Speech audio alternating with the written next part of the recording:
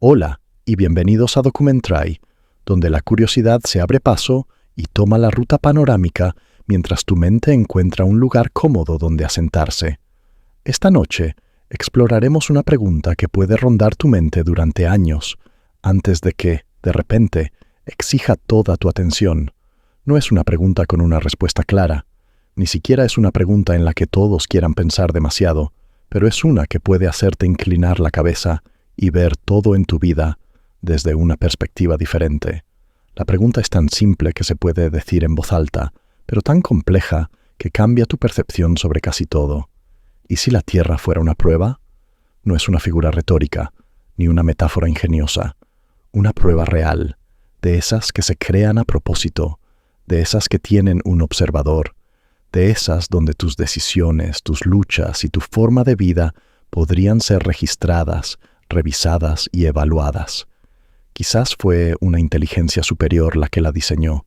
Quizás fue un poder ancestral al que solíamos llamar dioses. Quizás fue una civilización extraterrestre de un lugar tan lejano que jamás notaríamos su presencia. O tal vez, y aquí es donde se vuelve aún más extraño, seamos nosotros, humanos del futuro retrocediendo en el tiempo o a través de la tecnología, preparando el escenario para sus propios ancestros y observando cómo se desarrolla la historia. Puede que ya hayas sentido destellos de esta idea antes, aunque no la llamaras así. Momentos en los que la vida parece extrañamente escenificada, cuando las cosas se alinean con demasiada precisión, cuando alguien entra en tu vida justo cuando lo necesitas, o ocurre un evento que parece diseñado para hacerte cuestionarte. Y, sin embargo, antes de adentrarnos demasiado en las posibilidades, me gustaría preguntarte algo mucho más pequeño. ¿Desde qué lugar del mundo estás escuchando ahora mismo? ¿Estás en un lugar que te resulta familiar? ¿O estás viajando? ¿Es de día o de noche donde estás? El mundo se extiende por tantas zonas horarias, y sin embargo aquí estamos, llegando juntos al mismo momento. Tu versión de la hora puede ser brillante con la luz de la mañana, o puede estar envuelta en sombras y silencio. Si estás escuchando mientras te relajas, tal vez esto te acompañe con serenidad al final del día. Si estás empezando de cero, quizás esto sea un zumbido constante de fondo mientras te adentras en lo que viene después. Si disfrutas de este tipo de exploración lenta, si es el tipo de conversación en la que te gusta sumergirte, significaría mucho que le dieras un me gusta al video y quizás te suscribieras al canal. Eso ayuda a que este pequeño espacio encuentre a otras personas que podrían estar buscando algo reflexivo para terminar su día o comenzarlo, y ahora que hemos marcado el ritmo, podemos empezar a repasar esta idea juntos sin prisas, porque pensar en la Tierra como una prueba no se trata de encontrar una respuesta lo más rápido posible. Se trata de notar qué cambia en la forma en que ves las cosas cuando mantienes esa pregunta en segundo plano. Lo primero que me viene a la mente es que la palabra prueba no siempre significa lo mismo para todos. En la escuela podría haber significado filas de escritorios, una hoja de papel con pequeñas casillas para llenar y un reloj en la pared que hacía que cada segundo se sintiera más pesado. En la vida, una prueba puede significar mucho más que eso. Puede ser una medida de lo que has aprendido sin darte cuenta, una forma de ver cómo reaccionas bajo presión o cómo te comportas cuando nadie te dice qué hacer. En este experimento mental, la Tierra como prueba no tiene por qué significar que todos estemos sentados en la misma habitación respondiendo a las mismas preguntas. Podría significar que cada persona se enfrenta a su propia versión única, adaptada de maneras que ni siquiera percibe. Quizás ya estés pensando en las condiciones que hacen posible la vida aquí, el extraño equilibrio de factores que nos permite existir. La Tierra no está ni demasiado cerca ni demasiado lejos del Sol. Tiene la combinación adecuada de elementos, la atmósfera adecuada y la protección adecuada contra la radiación. Su campo magnético nos protege de los vientos solares que podrían dejar el planeta sin luz. Su órbita es estable. Sus estaciones son lo suficientemente predecibles como para permitir que la vida se planifique con antelación. Cuando los científicos hablan de la zona Ricitos de Oro alrededor de una estrella, describen planetas ideales para la vida tal como la conocemos. Pero si la Tierra es una prueba, Estas condiciones podrían no ser solo accidentes afortunados, podrían ser los escenarios cuidadosamente seleccionados de un examen diseñado para ver qué haría la vida si se le diera el terreno de partida perfecto. Esto plantea otra reflexión. Si se trata de una prueba, ¿cuáles son las preguntas? ¿Se refieren a la supervivencia? Así podemos adaptarnos a los cambios climáticos, los desastres naturales o la interminable lista de enfermedades que intentan acabar con nosotros. ¿Se refieren a la moralidad? ¿A cómo nos tratamos unos a otros cuando los recursos escasean o cuando tenemos demasiados? ¿Se refieren a la cooperación? ¿Así podemos trabajar juntos a pesar de las diferencias de idioma, cultura y creencias? Quizás se refieren a algo que ni siquiera hemos considerado, alguna variable oculta que constituye el verdadero objetivo de todo esto. Quizás te preguntes si hay alguna señal de que nos están observando y, de ser así, si siquiera la reconoceríamos. Si una inteligencia superior quisiera ver cómo nos comportamos naturalmente, no se haría evidente precisamente. Permanecería oculta, dejando que los acontecimientos se desarrollaran sin interferencias. O tal vez su interferencia sería tan sutil que la confundiríamos con la casualidad, un cambio repentino en el clima que obliga a dos desconocidos a encontrarse, una pequeña secuencia de eventos que te impide tomar cierto camino un día. Es fácil considerarlos coincidencias, pero si la Tierra fuera una prueba, esos momentos podrían ser más bien variables controladas en un experimento. Por supuesto, esta idea no es del todo nueva. Muchas culturas y religiones antiguas han enseñado que la vida es una especie de prueba. En algunas creencias, el propósito es ver si vives de acuerdo con ciertas leyes morales, y el resultado determina tu destino después de la muerte. En otras, es un viaje destinado a enseñarle al alma lecciones que no podría aprender de otra manera. Los detalles varían enormemente, pero la idea central de que estamos aquí por una razón más allá de la simple existencia aparece una y otra vez. En ese sentido, pensar en la Tierra como una prueba no es tanto inventar un concepto nuevo como mirar uno antiguo con nuevos ojos. Para algunas personas, esa idea es reconfortante. Si la vida es una prueba, entonces el sufrimiento no carece de sentido. Las luchas tienen un propósito, incluso si no sabemos exactamente cuál es.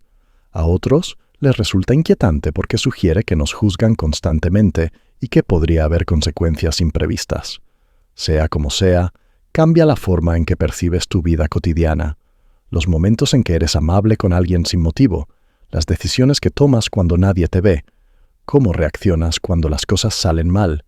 Si todo esto forma parte de una evaluación, te hace percibirlo de otra manera.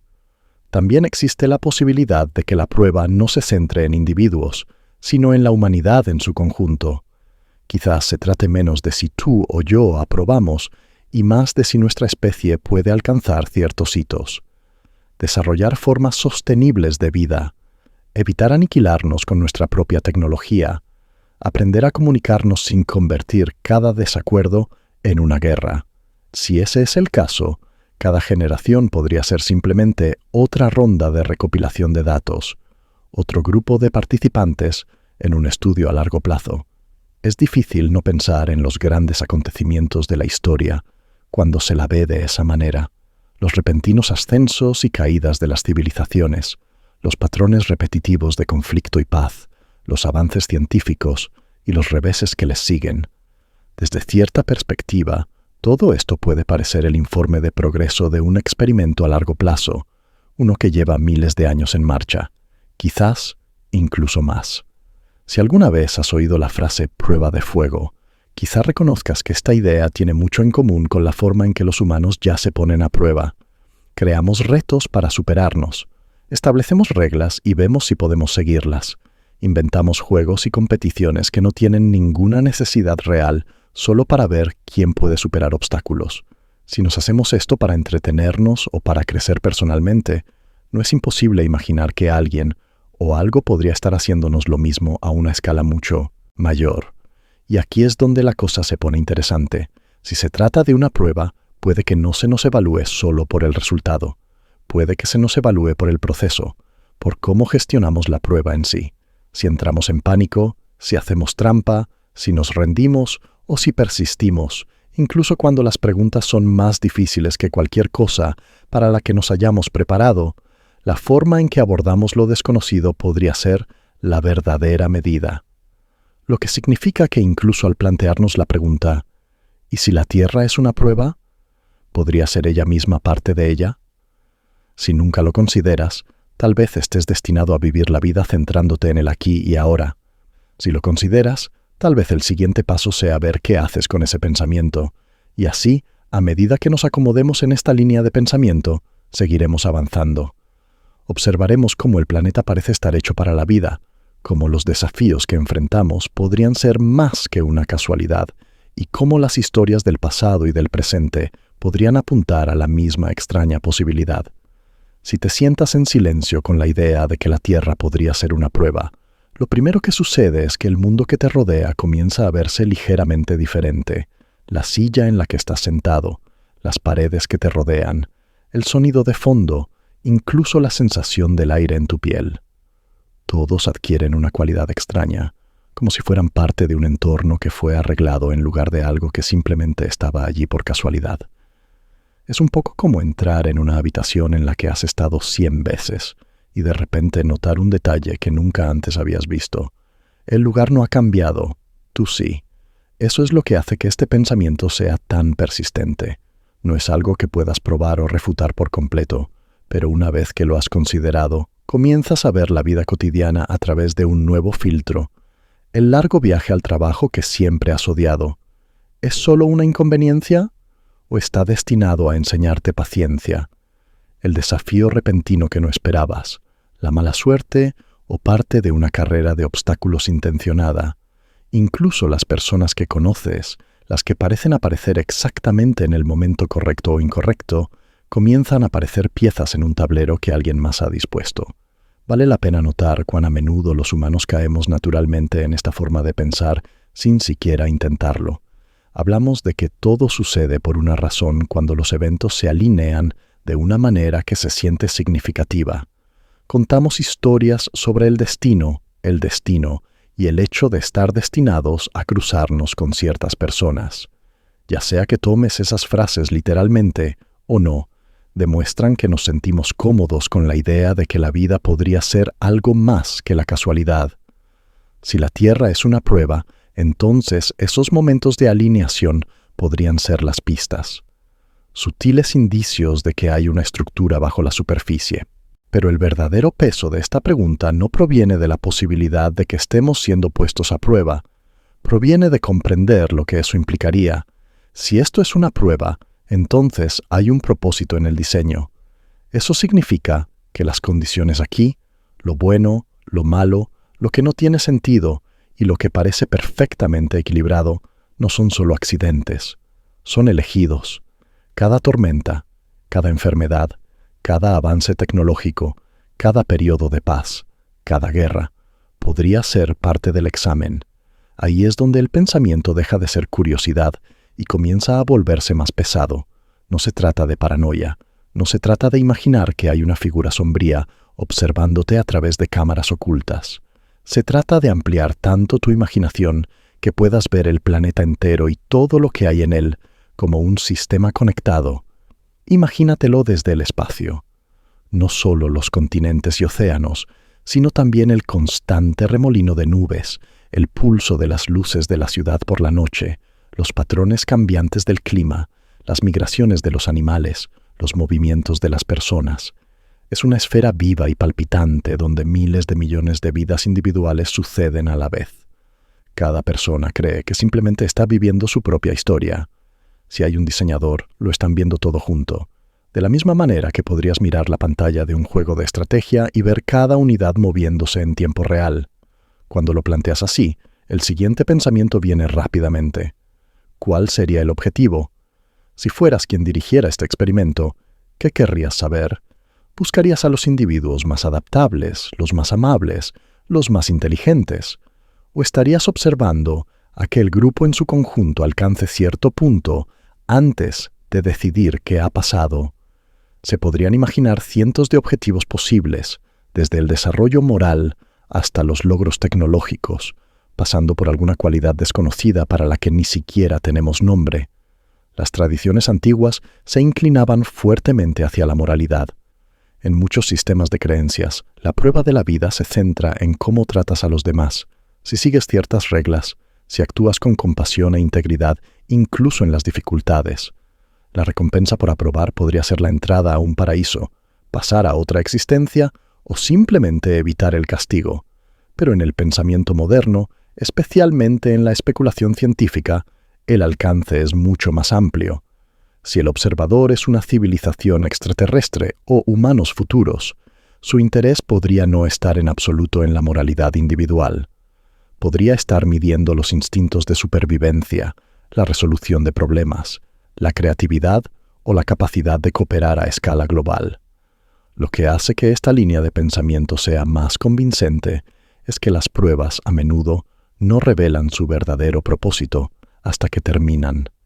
A veces te dicen que te están evaluando por una cosa cuando en realidad te están evaluando por otra completamente distinta. En programas de entrenamiento, juegos e incluso experimentos psicológicos, el objetivo declarado suele ser una distracción. Los datos reales provienen de cómo reaccionas cuando crees que te están evaluando por algo diferente. Si la Tierra es así, las cosas que consideramos más importantes podrían ser métricas completamente erróneas. Luego está la pregunta de si los participantes, nosotros, debemos saber que es una prueba. En muchas situaciones la consciencia cambia el comportamiento. Si sabes que te están evaluando, podrías esforzarte más. También podrías intentar manipular el sistema. Esa podría ser la razón. Si hay un observador, preferiría permanecer oculto. O tal vez la consciencia misma sea una de las preguntas. ¿Qué hacen las personas cuando empiezan a sospechar que hay algo más de lo que parece? ¿Buscan respuestas? ¿Intentan comunicarse con quien esté a cargo? ¿O lo ignoran por completo? También es posible que la prueba tenga múltiples capas. A pequeña escala, cada uno de nosotros podría ser evaluado individualmente. Cómo manejamos nuestras dificultades personales, cómo tratamos a los demás, si seguimos adelante cuando las cosas se ponen difíciles. A mayor escala, la especie podría evaluarse colectivamente. Si nos autodestruimos, si encontramos una forma de vivir de forma sostenible, si nos expandimos más allá de nuestro planeta. Si ambos niveles intervienen, el experimento se vuelve mucho más complejo, con las decisiones individuales repercutiendo en el resultado del grupo mayor. La historia ofrece abundante material para este tipo de análisis. Las civilizaciones surgen, innovan y caen. Otras nuevas surgen en su lugar, a menudo cometiendo los mismos errores, a veces aprendiendo del pasado, a veces olvidándolo por completo. La tecnología transforma nuestra forma de vida, abriendo posibilidades que nuestros antepasados no podrían haber imaginado, pero también creando peligros que nunca enfrentaron. Cooperamos cuando conviene, competimos cuando no lo conviene, y, en el proceso, moldeamos el futuro de todos.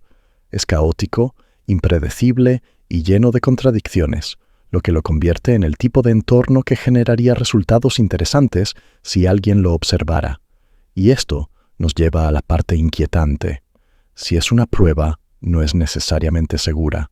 Las pruebas pueden diseñarse para llevarte al límite, pueden cronometrarse con un punto final desconocido, pueden estructurarse para que solo algunos aprueben, pueden incluir preguntas capciosas, distracciones y momentos en los que un paso en falso te cueste más de lo esperado. Nada de eso parecería justo si no supieras que es una prueba, pero la imparcialidad podría no ser el objetivo. El objetivo podría ser ver qué haces exactamente en esas condiciones. No todo es sombrío. Si la prueba está destinada a medir el crecimiento, la creatividad o la resolución de problemas, entonces cada desafío también es una oportunidad para triunfar. Cada giro inesperado es una oportunidad para demostrar adaptabilidad. Los momentos que parecen más contratiempos podrían ser los que más cuenten para el resultado final. Es solo que sin conocer el sistema de puntuación, no podemos estar seguros. Eso es parte de lo que hace que la pregunta sea tan poderosa. Te obliga a pensar en lo que vale la pena hacer, incluso cuando no sabes cómo te están evaluando. Y así, la pregunta cambia constantemente tu forma de ver las cosas. Es inevitable observar la estructura del mundo, el equilibrio entre el orden y el caos, cómo la vida se aferra a cada rincón del planeta, cómo la humanidad sigue avanzando a pesar de cada obstáculo, y preguntarse si ese equilibrio es la clave, si estamos destinados a encontrar una manera de vivir con él, de cambiarlo o de aprender de él. Empiezas a notar que incluso las pequeñas decisiones podrían importar más de lo que parecen. Esa amabilidad con un extraño, la persistencia ante el aburrimiento, la curiosidad por lo desconocido, todas ellas podrían ser partes silenciosas de una evaluación mucho mayor. La pregunta no desaparece una vez que la formulas, simplemente espera en el fondo, transformando la forma en que percibes patrones, coincidencias y desafíos. Y una vez ahí, es natural comenzar a observar las condiciones del propio planeta, el escenario donde todo esto sucede, y preguntarse si su diseño ofrece más pistas. Si imaginas la Tierra como un campo de pruebas, lo primero que probablemente querrás hacer es examinar el entorno, el escenario, y cuando empiezas a hacer eso, el planeta empieza a parecer sospechosamente bien preparado para el papel. Es como si alguien revisara una lista de verificación, asegurándose de que las condiciones estuvieran lo suficientemente equilibradas como para hacer posible la vida, pero no tan fácil como para que resultara sencilla. Cuanto más se observan los detalles, más empiezan a parecer parte de una configuración deliberada. El punto de partida obvio es la distancia al Sol. Demasiado cerca, el calor erosionaría la atmósfera, herviría los océanos y freiría cualquier cosa que intentara existir en la superficie.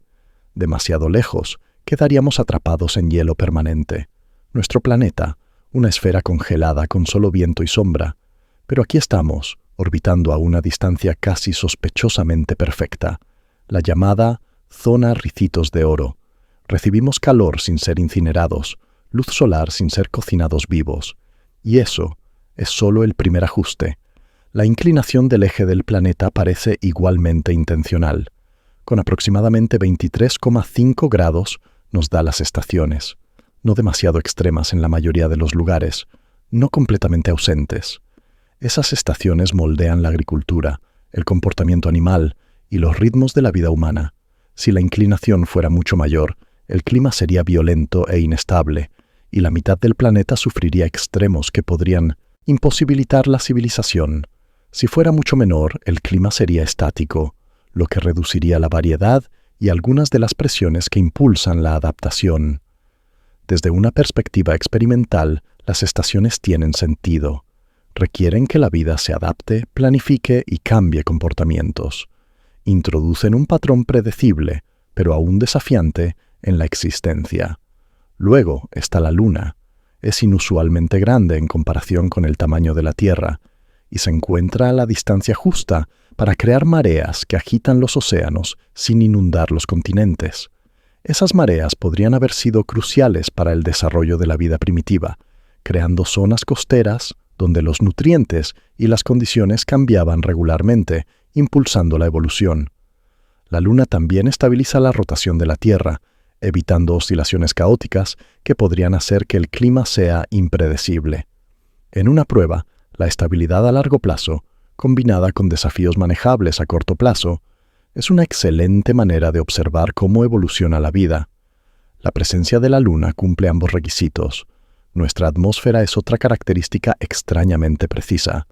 Es lo suficientemente denso como para protegernos de los meteoritos y la radiación, pero lo suficientemente delgado como para dejar entrar la luz solar que necesitamos. Contiene la mezcla adecuada de gases, principalmente nitrógeno y oxígeno, con la cantidad justa de dióxido de carbono para ayudar a regular la temperatura sin desbordar el efecto invernadero. Al menos hasta que los humanos comenzamos a alterar ese equilibrio. Si el aire tuviera una composición muy diferente, no estaríamos aquí. El oxígeno en una concentración demasiado alta podría provocar incendios incontrolables. El nitrógeno, en un nivel demasiado bajo, podría desestabilizar los procesos de los que depende la vida. Todo está finamente ajustado de una manera que parece menos azar y más una calibración cuidadosa. Incluso el campo magnético se ajusta al patrón generado por el movimiento en el núcleo fundido de la Tierra. Desvía el viento solar y la radiación cósmica, que de otro modo desgastarían nuestra atmósfera con el tiempo. Marte, por ejemplo, carece de un campo magnético intenso, y su delgada atmósfera no puede protegerlo como lo hace la nuestra. Sin ese escudo invisible, la Tierra sería mucho más vulnerable a las explosiones de energía solar que podrían dañar los ecosistemas y perturbar cualquier civilización emergente. Si se diseñara un experimento a largo plazo con participantes complejos, se querría brindarles protección contra interrupciones catastróficas. No seguridad total, pero sí la suficiente para que la prueba se prolongue durante miles de millones de años. El agua también se encuentra en un punto óptimo. Tenemos un sistema global donde existen 3 estados: sólido, líquido y gaseoso, moviéndose constantemente entre ellos. Ese ciclo regula el clima, sustenta diversos ecosistemas y proporciona la variedad de entornos necesaria para el surgimiento de diferentes formas de vida. Una prueba sin variedad produciría resultados limitados. En cambio, la variedad de entornos de la Tierra, desiertos, selvas tropicales, tundras, océanos, montañas, impulsa la vida a adaptarse de innumerables maneras. El resultado es una biosfera tan diversa que ninguna catástrofe la aniquila por completo. Ese tipo de resiliencia podría ser precisamente lo que se querría medir. La geología del planeta también influye. La tectónica de placas no solo da forma a los continentes y crea montañas, sino que también recicla el carbono, regula la temperatura a lo largo de escalas de tiempo geológicas y genera suelos fértiles mediante la actividad volcánica. Sin ese proceso, la Tierra podría haberse estancado, volviéndose su superficie inmutable y sin vida. Con él, el mundo se encuentra en constante renovación, creando oportunidades para que nuevas especies surjan y prosperen.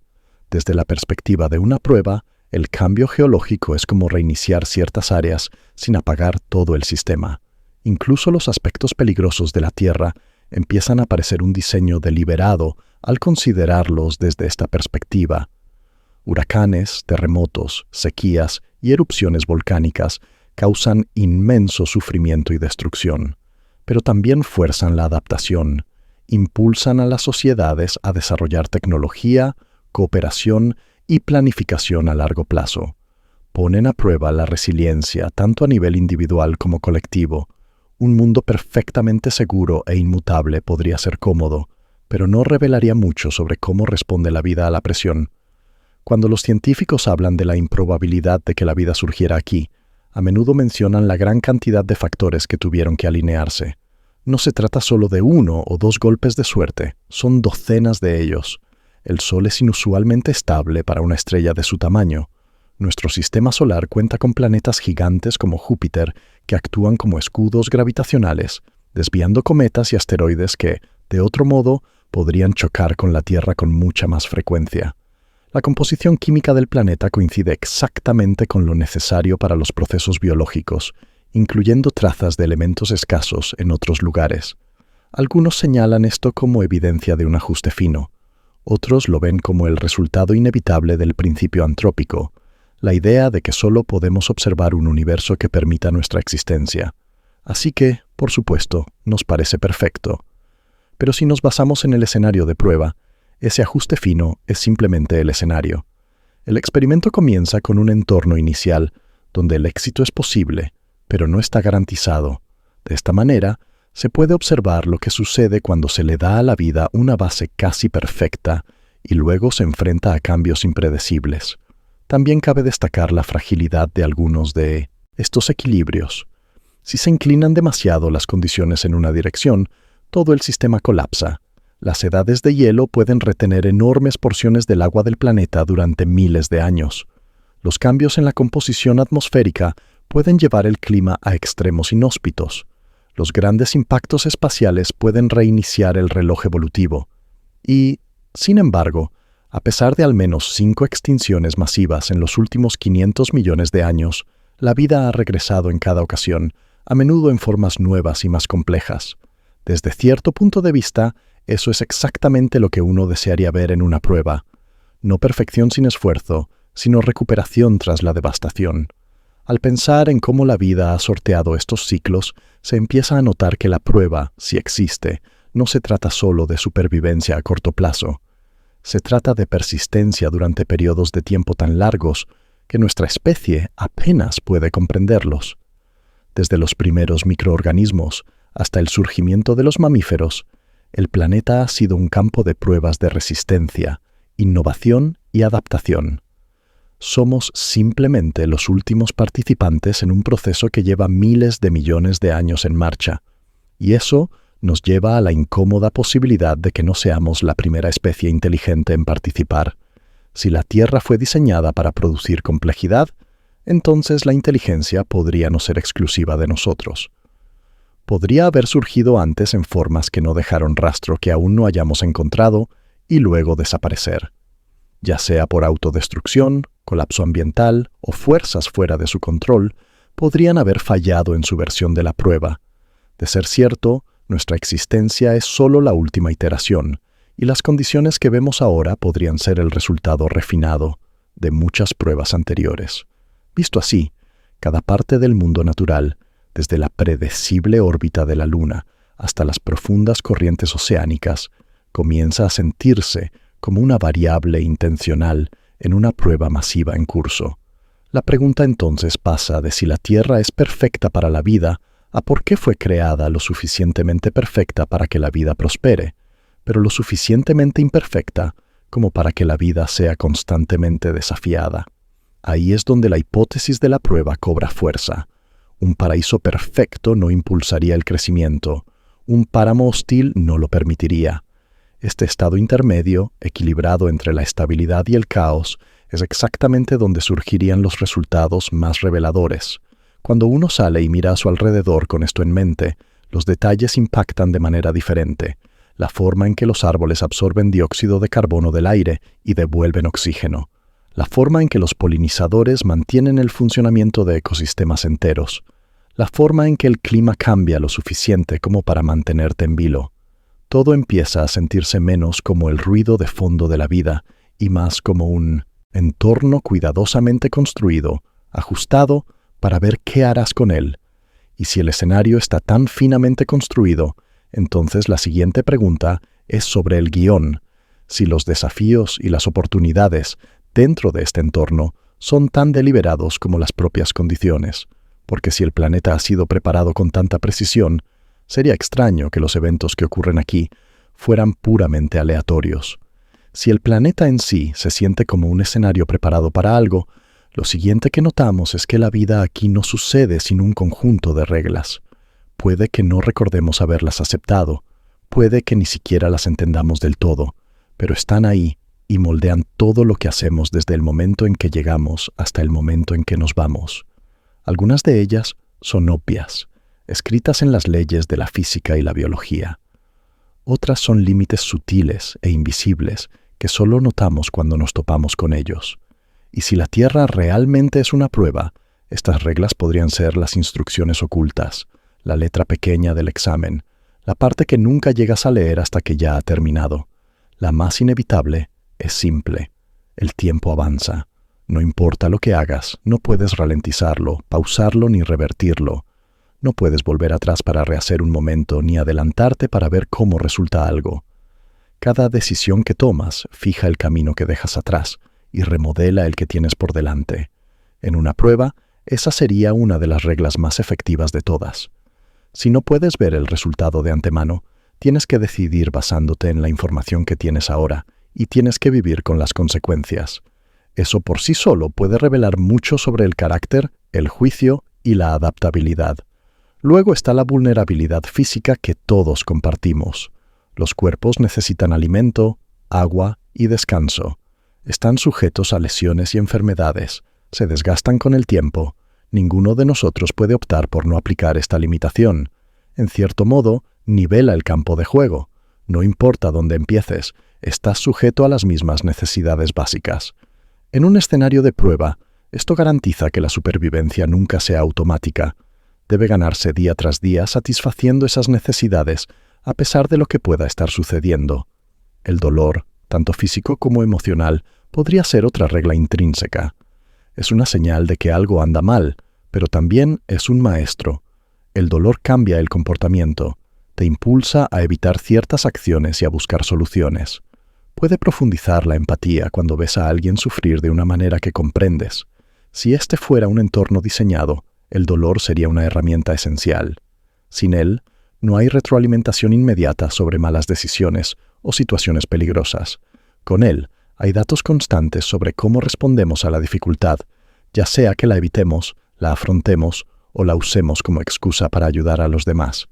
La pérdida es otra regla que parece estar presente en todas partes. Nada ni nadie aquí es permanente. Las personas, las posesiones, las oportunidades, todo puede desaparecer, a veces sin previo aviso.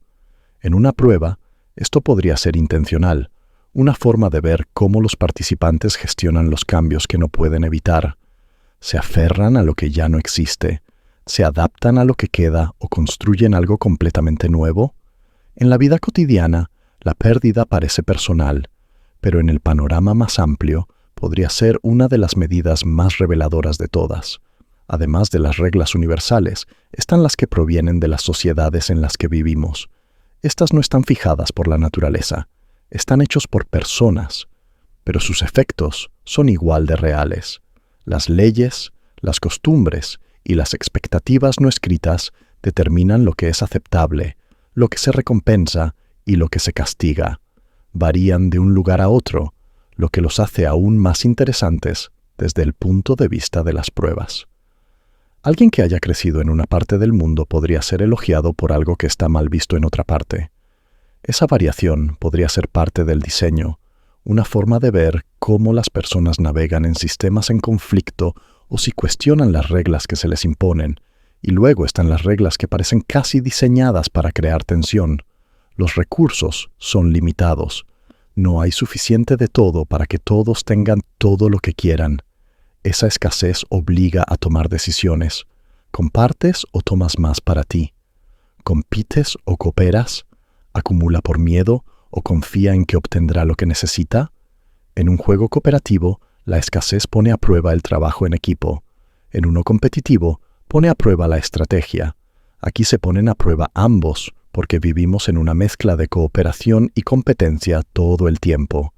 No todas las reglas tienen que ver con la restricción. Algunos tratan sobre oportunidades, pero tienen sus propios límites ocultos. Puedes aprender nuevas habilidades, construir relaciones, crear cosas que antes no existían. Puedes mudarte a nuevos lugares, cambiar de carrera y empezar de nuevo si estás dispuesto a correr el riesgo. Pero cada oportunidad tiene un costo en tiempo, energía o recursos. Y la regla sobre el avance del tiempo significa que no puedes aprovechar todas las oportunidades que se te presenten. Tienes que elegir, y al elegir, estás puesto a prueba. Lo que hace que estas reglas sean especialmente complicadas es que no siempre se revelan de inmediato. Algunos se aprenden a través de la experiencia. Otros nunca los descubres del todo, incluso después de décadas. A veces crees que has encontrado una laguna jurídica solo para descubrir más tarde que es otra parte de la prueba. Un escenario diseñado para ver cómo manejas lo que parece una victoria fácil, pero que resulta tener consecuencias. Incluso las cosas que llamamos suerte, buenas o malas, podrían ser parte de la estructura. La aleatoriedad es una poderosa herramienta de prueba, porque evita que los participantes se sientan demasiado cómodos. Si supiera exactamente cuándo y cómo aparecerían los desafíos, podría prepararse con anticipación en todo momento. Pero cuando el azar influye, hay que adaptarse en el acto. Es en esos momentos en los que el plan se desmorona cuando sucede lo inesperado que se obtiene la imagen más clara de cómo reacciona alguien. También vale la pena señalar que las reglas no son las mismas para todos. No todos nacemos en las mismas circunstancias. Algunas personas comienzan con la riqueza, la salud y la seguridad. Otros comienzan con la pobreza, la enfermedad o el peligro. Desde un punto de vista, eso parece injusto. Por otro lado, es una forma de medir diferentes variables. ¿Cómo responde la gente cuando comienza con una ventaja? ¿Cómo responden cuando empiezan en desventaja? ¿Las condiciones iniciales predicen el resultado o pueden la determinación, la inteligencia y el apoyo de otros cambiar el resultado?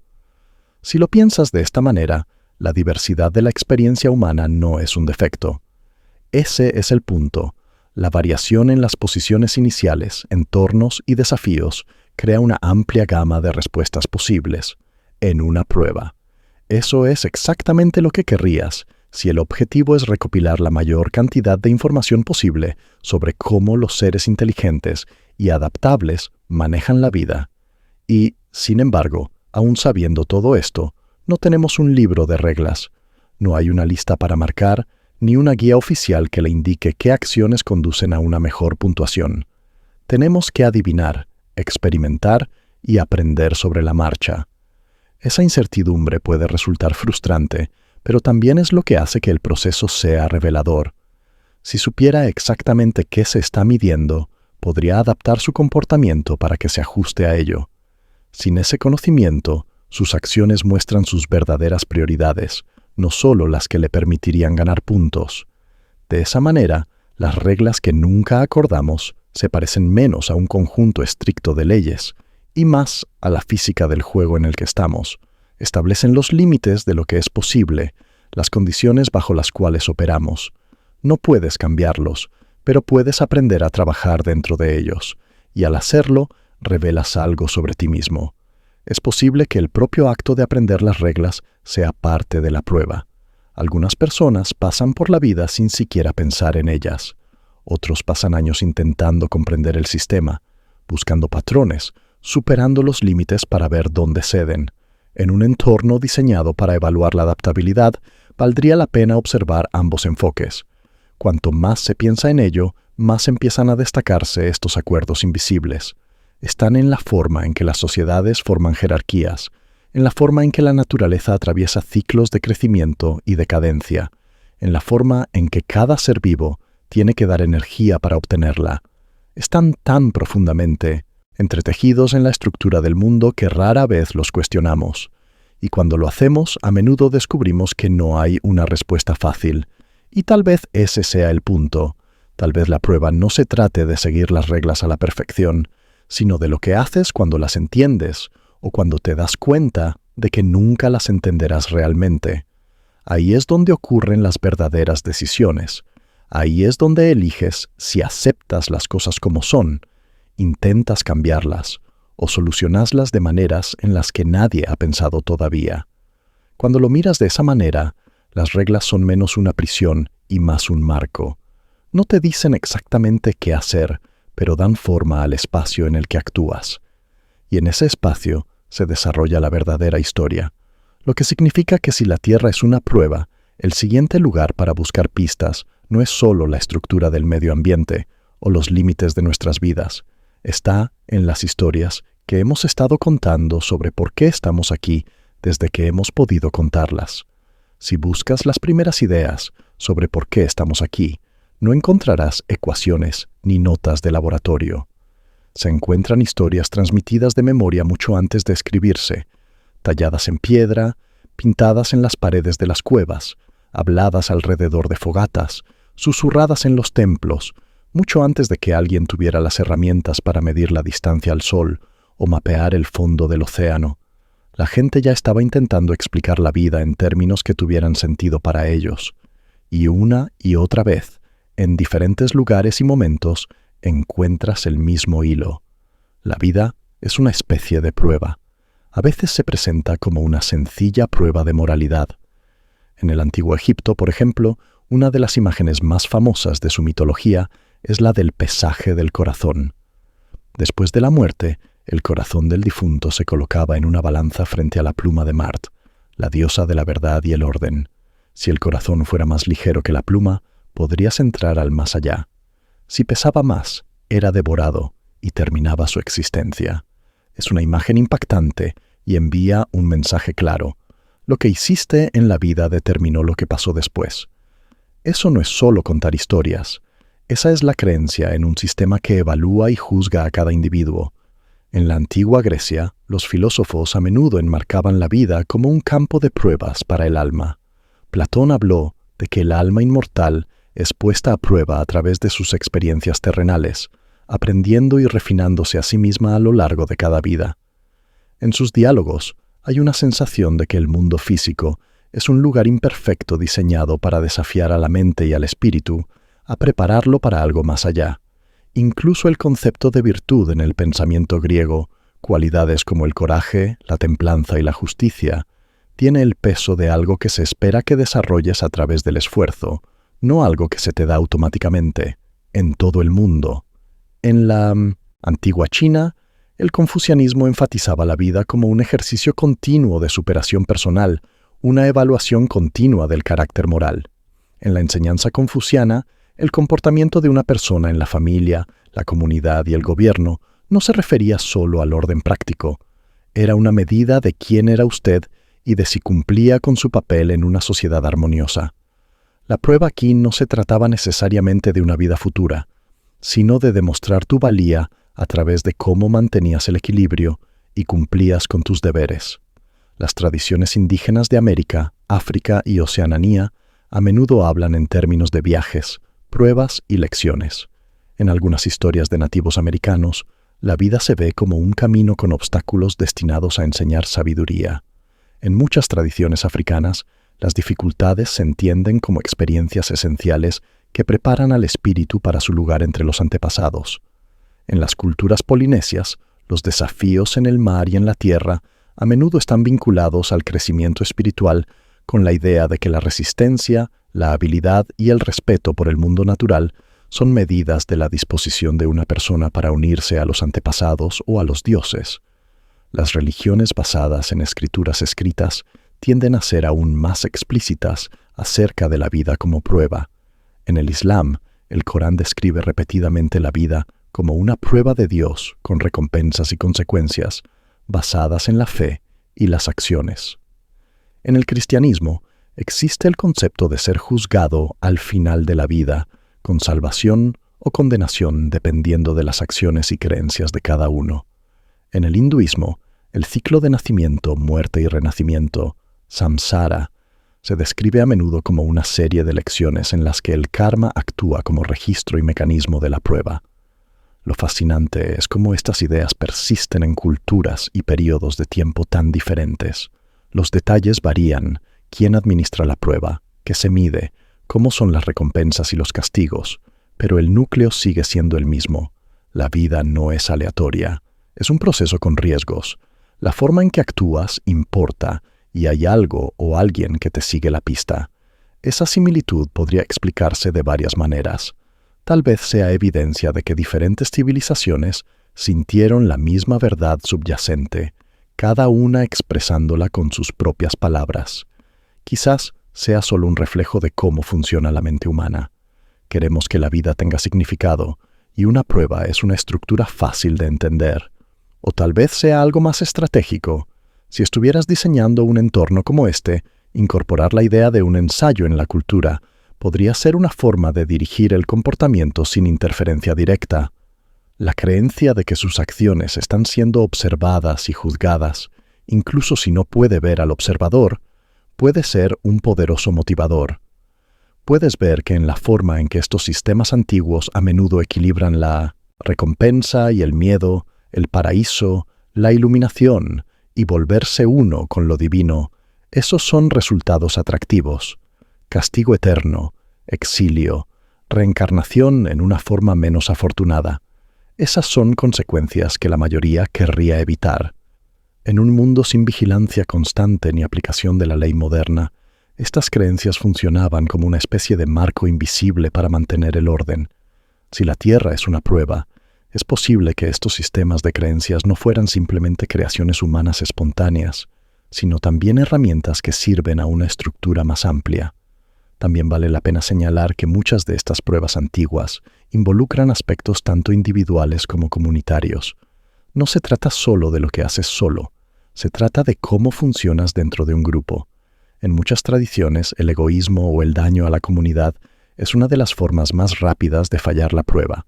La cooperación, la generosidad y el cumplimiento de su función son a menudo las formas de tener éxito. Si quisieras medir si una especie puede trabajar junta a gran escala, estos serían exactamente los valores que querrías fomentar desde el principio. Por supuesto, estos antiguos susurros también dejan lugar a dudas. Si la vida es una prueba, ¿por qué las reglas parecen tan diferentes según dónde y cuándo naces? Porque una cultura dice que la clave es la fe en un Dios específico, mientras que otra dice que es vivir en armonía con la naturaleza y otra dice que es dominar ciertas virtudes. Si se tratara de un experimento controlado, se podría argumentar que la variedad es parte del diseño. Al dar diferentes instrucciones a diferentes grupos, podrás ver cómo se desarrollan, cómo interactúan cuando se encuentran y si pueden reconciliar sus diferencias. Y eso plantea otra posibilidad. Quizás la prueba no se trate de las reglas en sí mismas, sino de lo que hacemos cuando las reglas entran en conflicto. La historia está llena de momentos en los que diferentes culturas, cada una convencida de conocer el camino correcto, entraron en contacto. A veces esos encuentros llevaron al intercambio y la cooperación. Otras veces condujeron a la conquista y la destrucción. Desde la perspectiva de las pruebas, ambos resultados serían reveladores. Cuando empiezas a pensar en la profundidad de estas viejas creencias, te das cuenta de que han moldeado no solo el comportamiento personal, sino todo el curso de las civilizaciones. Han influido en las leyes, inspirado en el arte, guiado en la exploración y justificado las guerras. Si son parte de una prueba más amplia, su papel sería mucho más que simbólico. Serían un mecanismo central para dirigir el experimento humano. Incluso hoy, mucho después de que muchas de estas antiguas culturas se hayan desvanecido, sus ideas centrales persisten. La creencia de que la vida tiene un propósito más allá de la supervivencia todavía aparece en las filosofías seculares, los movimientos de autoayuda y la forma en que hablamos de crecimiento personal. Puede que ya no lo llamemos prueba, pero es difícil deshacernos de la idea de que estamos aquí para aprender, mejorar o demostrar algo. Y tal vez esa persistencia sea la señal más reveladora de todas. A lo largo de miles de años, innumerables idiomas y todo tipo de sociedad humana, seguimos volviendo a la misma pregunta. ¿Para qué es esto? Las respuestas que hemos dado han estado envueltas en mitos, rituales, filosofía y fe. Pero la pregunta en sí nunca ha desaparecido. Eso podría significar que es simplemente parte del ser humano. O podría significar que es una pregunta que debemos seguir haciendo. Una de las indicaciones centrales de las pruebas aún está esperando que la descubramos. Lo que naturalmente lleva a pensar, si hay alguien o algo mirando, ¿cómo es su perspectiva? ¿Cómo nos verían? No cómo nos vemos a nosotros mismos, sino como una especie que atraviesa esta prueba larga e impredecible.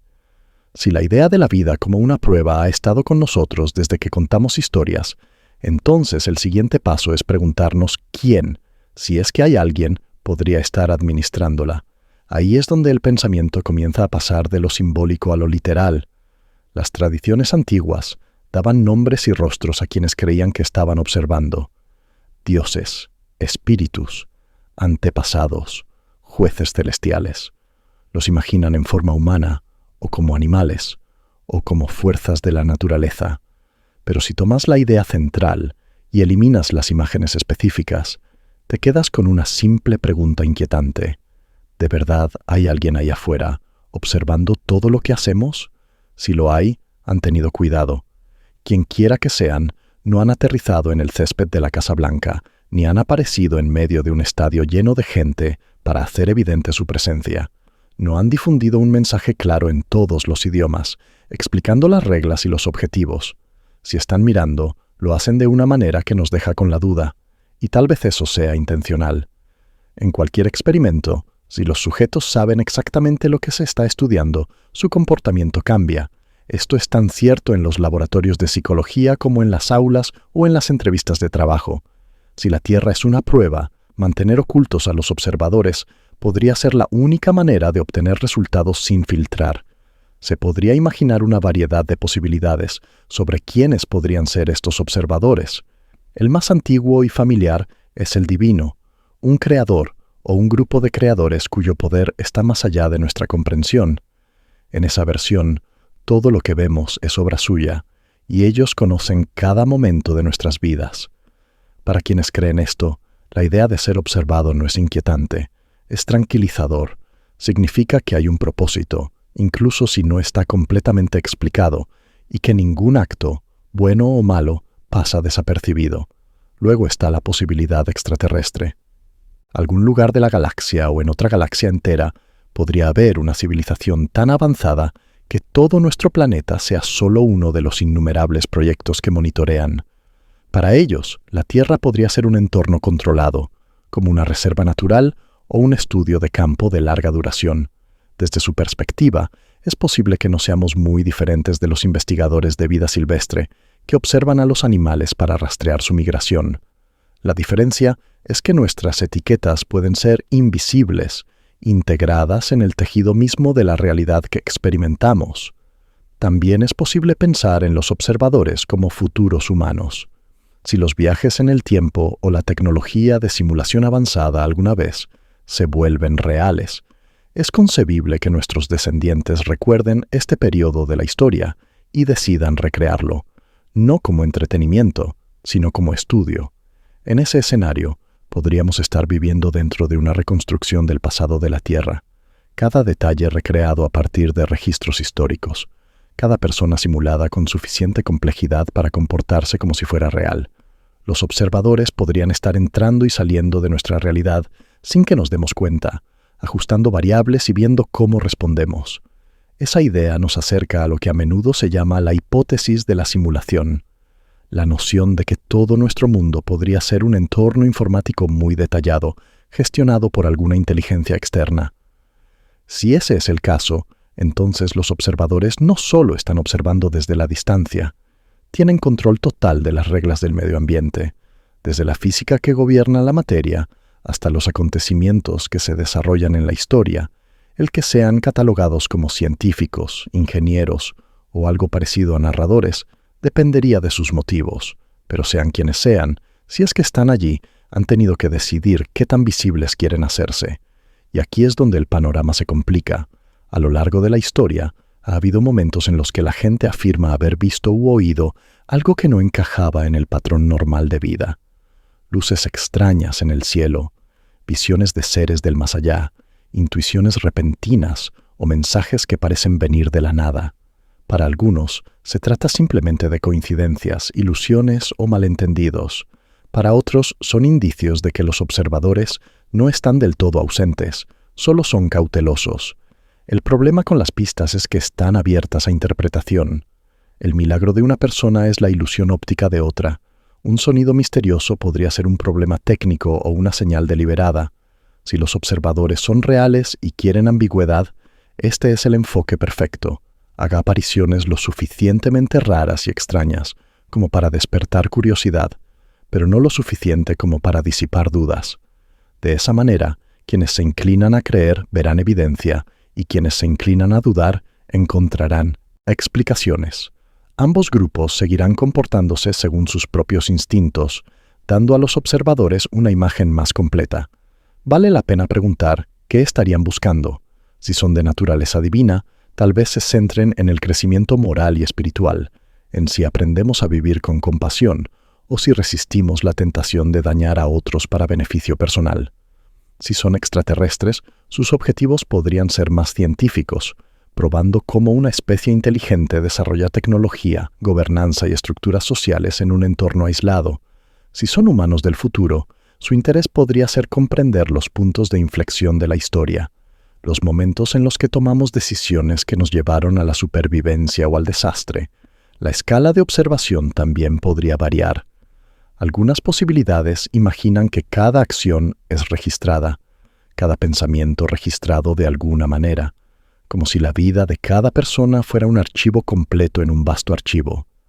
Otros sugieren que la atención podría centrarse en las tendencias más que en los individuos, observando cómo se forman y disuelven los grupos, cómo cambian las culturas, cómo la tecnología altera el equilibrio entre cooperación y conflicto. En ese sentido, los observadores podrían parecerse menos a supervisores de exámenes y más a ecologistas que observan un bosque, observando el equilibrio entre especies, los ciclos de crecimiento y colapso, los cambios sutiles a lo largo del tiempo. Si están ahí, sus métodos podrían ir mucho más allá de lo que podamos imaginar. Podrían ser capaces de alterar acontecimientos a escala global sin dejar rastro, empujando a civilizaciones enteras en una dirección u otra. O podrían intervenir solo de la manera más pequeña, como colocar una sola piedra en un río para ver cómo cambia la corriente. Desde nuestra perspectiva, Ambos tipos de acciones podrían ser invisibles, ocultas en el ruido de la historia. También existe la posibilidad de que hayamos confundido su ausencia con la inexistencia. El hecho de que no los hayamos detectado no significa que no estén allí. Ya vivimos en un mundo lleno de señales y fuerzas que no podemos ver sin los instrumentos adecuados. La radiación, los campos magnéticos, la vasta red de transmisiones de radio que nos atraviesan cada segundo. Un observador con tecnología que no podemos comprender podría estar lo suficientemente cerca como para tocarlo sin que tengamos la menor idea. Y luego está la cuestión de si a ellos les importa el resultado de la misma manera que a nosotros. Si somos nosotros los que estamos siendo evaluados, naturalmente asumimos que los resultados son muy importantes. Pero para los observadores, la prueba podría ser una de muchas. Podríamos ser un proyecto entre miles, ni más ni menos importante que cualquier otro. Eso no tiene por qué hacer que nuestras vidas parezcan carecer de sentido, pero sí cambia la perspectiva. Es posible imaginar un escenario en el que nuestros éxitos y fracasos sean puntos de datos en un estudio mucho más amplio, interesantes, pero no centrales para la vida de quienes los coleccionan. Lo que hace que la idea sea más inquietante no es necesariamente que alguien esté mirando, es que no conocemos sus intenciones. ¿Están apoyándonos para que tengamos éxito? ¿Son indiferentes y simplemente recopilan información? ¿Nos están poniendo a prueba por razones que ni siquiera entenderíamos? Sin ese conocimiento, nos quedamos con la especulación, y la especulación puede hacerte ver patrones en lugares que normalmente pasarías por alto, no solo en los mitos antiguos, sino en la forma en que se desarrolla la historia, en la forma en que los acontecimientos parecen resonar, la forma en que ciertos momentos parecen haber sido creados solo para ver cómo reaccionaríamos. Si imaginas esos momentos como puntos en los que los observadores podrían estar inclinándose y tomando notas, empiezas a preguntarte qué sigue, porque si están allí, entonces todo, desde el ascenso y la caída de los imperios hasta la forma en que una sola persona trata a un extraño, podría ser parte de lo que están evaluando. Y eso significa que nuestras vidas, por pequeñas que parezcan en la vasta escala del universo, podrían ser más visibles de lo que jamás habíamos imaginado. Lo que naturalmente nos lleva a la pregunta de cómo ha cambiado el entorno que han estado observando, desde pequeños grupos de humanos repartidos por continentes hasta civilizaciones interconectadas que pueden compartir ideas, cultura y conflictos en un instante. Si se trata de una prueba, entonces la configuración no es estática, evoluciona, al igual que los desafíos. Si imaginas a los vigilantes, quienes quiera que sean, observando la Tierra a través de los siglos, lo que han estado observando no ha sido un experimento estático, ha sido un aula que se sigue reorganizando. Los estudiantes cambian, las lecciones cambian, las herramientas cambian, pero el aprendizaje nunca se detiene.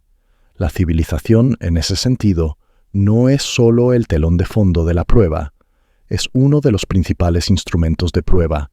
Da forma a las preguntas que enfrentamos, los problemas que tenemos que resolver y las formas en que interactuamos unos con otros. Es fácil pensar en la civilización como algo que acaba de suceder. Una lenta acumulación de agricultura, construcción, comercio y organización que llevó de pequeños grupos de personas a vastas sociedades interconectadas. Pero si lo miras como parte de una prueba, puedes empezar a verlo de otra manera. Los grupos pequeños y dispersos solo pueden enfrentar ciertos tipos de desafíos. Ponen a prueba las habilidades individuales, los instintos de supervivencia y la capacidad de cooperar en pequeños números.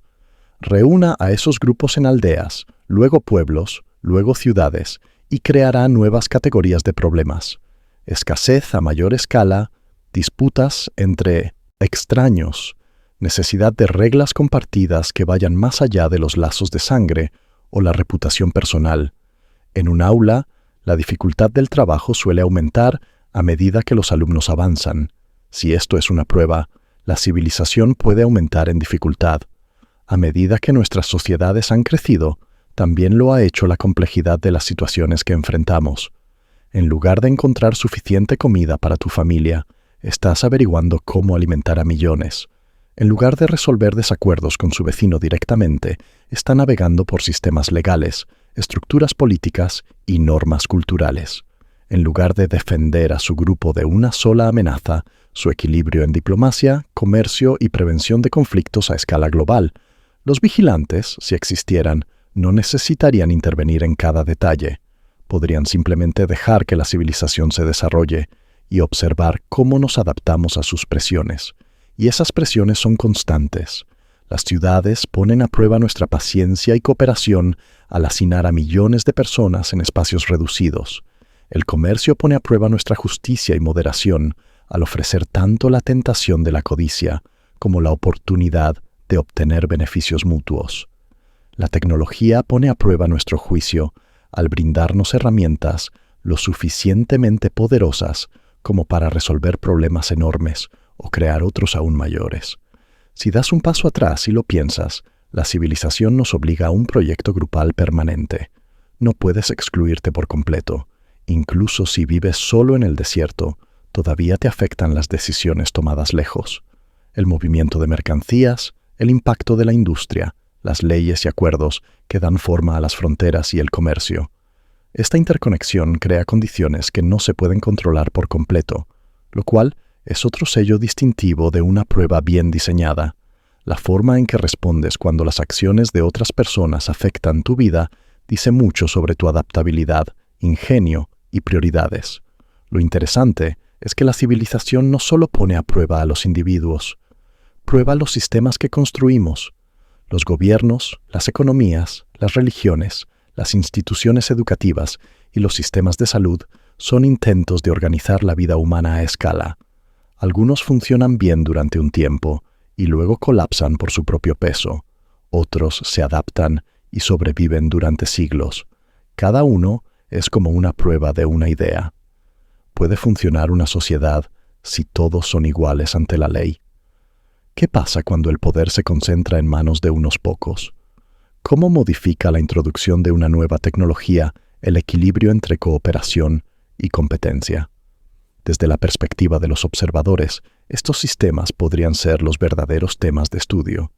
Las personas viven y mueren en el lapso de décadas, pero las civilizaciones pueden durar cientos o incluso miles de años. Observar su ascenso y caída podría revelar patrones sobre cómo se organizan los seres inteligentes, qué les hace prosperar y qué les causa colapsar.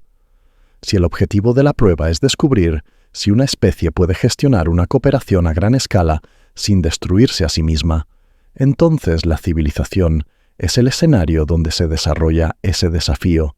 Y no se trata solo de cooperación. Las civilizaciones también producen arte, filosofía, ciencia y cultura, todo lo cual podría ser parte de la evaluación. ¿Cómo se expresa una especie cuando es lo suficientemente segura como para hacer algo más que sobrevivir? ¿Qué tipo de ideas valoran y cómo las transmiten? ¿Utilizan el conocimiento para mejorar la vida de todos o para crear ventajas para unos pocos elegidos? Este es el tipo de preguntas que la civilización naturalmente saca a la superficie sin que los observadores tengan que formularlas directamente. Es tentador pensar que la prueba, si existe, consiste en encontrar una única forma correcta de dirigir una civilización, pero la historia sugiere lo contrario. La variedad de estructuras sociales que hemos probado es enorme, desde bandas nómadas de cazadores-recolectores hasta imperios en expansión, desde jerarquías estrictas hasta experimentos de democracia directa. Cada uno tiene fortalezas y debilidades, y cada uno produce resultados diferentes en términos de estabilidad, equidad e innovación. Si los observadores están aprendiendo de nosotros, no solo nos están calificando según el éxito o el fracaso, están catalogando el rango de lo que es posible. Puedes ver esto en la forma en que desafíos similares reaparecen en diferentes momentos y lugares. Los detalles cambian, las armas, el transporte, los métodos de comunicación, pero los problemas subyacentes siguen siendo los mismos. ¿Cómo se evita que el poder corrompa a quienes lo ostentan? ¿Cómo se equilibra la libertad individual con las necesidades del grupo? ¿Cómo respondes cuando la escasez convierte a los vecinos en competidores? Estos temas recurrentes pueden parecerse menos a accidentes y más a preguntas centrales integradas en la prueba, que aparecen en diferentes formas para que no puedan resolverse una vez y olvidarse. Uno de los aspectos más reveladores de la civilización es cómo maneja el cambio. Algunas sociedades se adaptan rápidamente a nuevas ideas y tecnologías, mientras que otras resisten hasta verse obligadas a cambiar. El cambio puede venir desde dentro, como cuando los movimientos reformistas desafían los viejos sistemas, o desde fuera, cuando una cultura se encuentra con otra y ambas se transforman. En cualquier caso, el proceso muestra qué valores son verdaderamente importantes para una sociedad y cuánto está dispuesta a arriesgar para preservarlos o abandonarlos. También está la cuestión del conflicto. La civilización no lo borra. En todo caso, lo amplifica. Con más gente, más recursos y más complejidad, hay más oportunidades para el desacuerdo. Desde el punto de vista de las pruebas, este es otro punto de presión deliberado. ¿Cómo resuelven los grupos grandes las disputas? ¿Encuentran compromisos pacíficos o desembocan en violencia? ¿Crean instituciones para prevenir la guerra? Y si es así, ¿duran esas instituciones? Las respuestas a estas preguntas podrían decir mucho sobre si una especie está preparada para afrontar desafíos más allá de su propio planeta. Por supuesto, la civilización no es todo lucha. También es una fuente de cooperación a una escala que sería imposible sin ella. El esfuerzo global para mapear el genoma humano, la construcción de la Estación Espacial Internacional, la creación de redes de comunicación mundiales. Estos son logros que requieren coordinación entre millones de personas de todas las culturas y continentes. Son una prueba de que la colaboración a gran escala es posible, al menos en determinados contextos. Si los vigilantes buscan pruebas de que podemos trabajar juntos, estas podrían estar entre las señales más alentadoras. Aún así, la cooperación en un área no la garantiza en otra. Una civilización puede producir avances científicos innovadores y al mismo tiempo no satisfacer las necesidades básicas de toda su gente. Puede lograr increíbles hazañas de ingeniería, descuidando la salud de su medio ambiente. Estas contradicciones podrían ser algunos de los datos más importantes de todos. Muestran los límites de nuestras prioridades y las compensaciones que estamos dispuestos a aceptar. Si retrocedemos lo suficiente, podemos ver la civilización como una especie de prueba de estrés a largo plazo. Cada generación hereda los sistemas construidos por las anteriores, intenta mejorarlos y los fortalece o debilita en el proceso. A veces los cambios son deliberados, otras veces son el resultado de accidentes, descubrimientos o desastres. En cualquier caso, el resultado es una remodelación constante del mundo humano.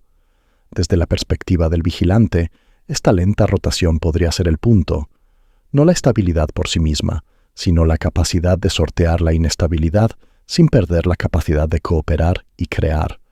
What makes this more compelling is that we're now in an era where civilizations are more connected than ever before. A decision made in one country can have global consequences within days or even hours. Technology has made it possible for ideas, goods, and conflicts to cross borders instantly. This interconnectedness could be the latest stage in the test, a way to see whether we can handle global interdependence without collapsing under the weight of our own complexity. In that sense, civilization isn't just the setting for the test, it's the test evolving in real time. The watchers, if they're there, don't have to change the rules every few centuries. They just have to let us change ourselves and see what happens. And as we've seen throughout history, what happens can be inspiring, destructive, or both at once. Which leads to the next layer of the question. If this classroom is designed to teach and measure, then some of its lessons are far harsher than others. Some are beautiful, full of cooperation and creativity. Others are brutal, pushing us to our limits in ways that feel less like education and more like punishment. And if Earth is a test, those moments of struggle might be among the most important questions we face. If civilization is the classroom, then suffering is one of its most persistent and unavoidable lessons.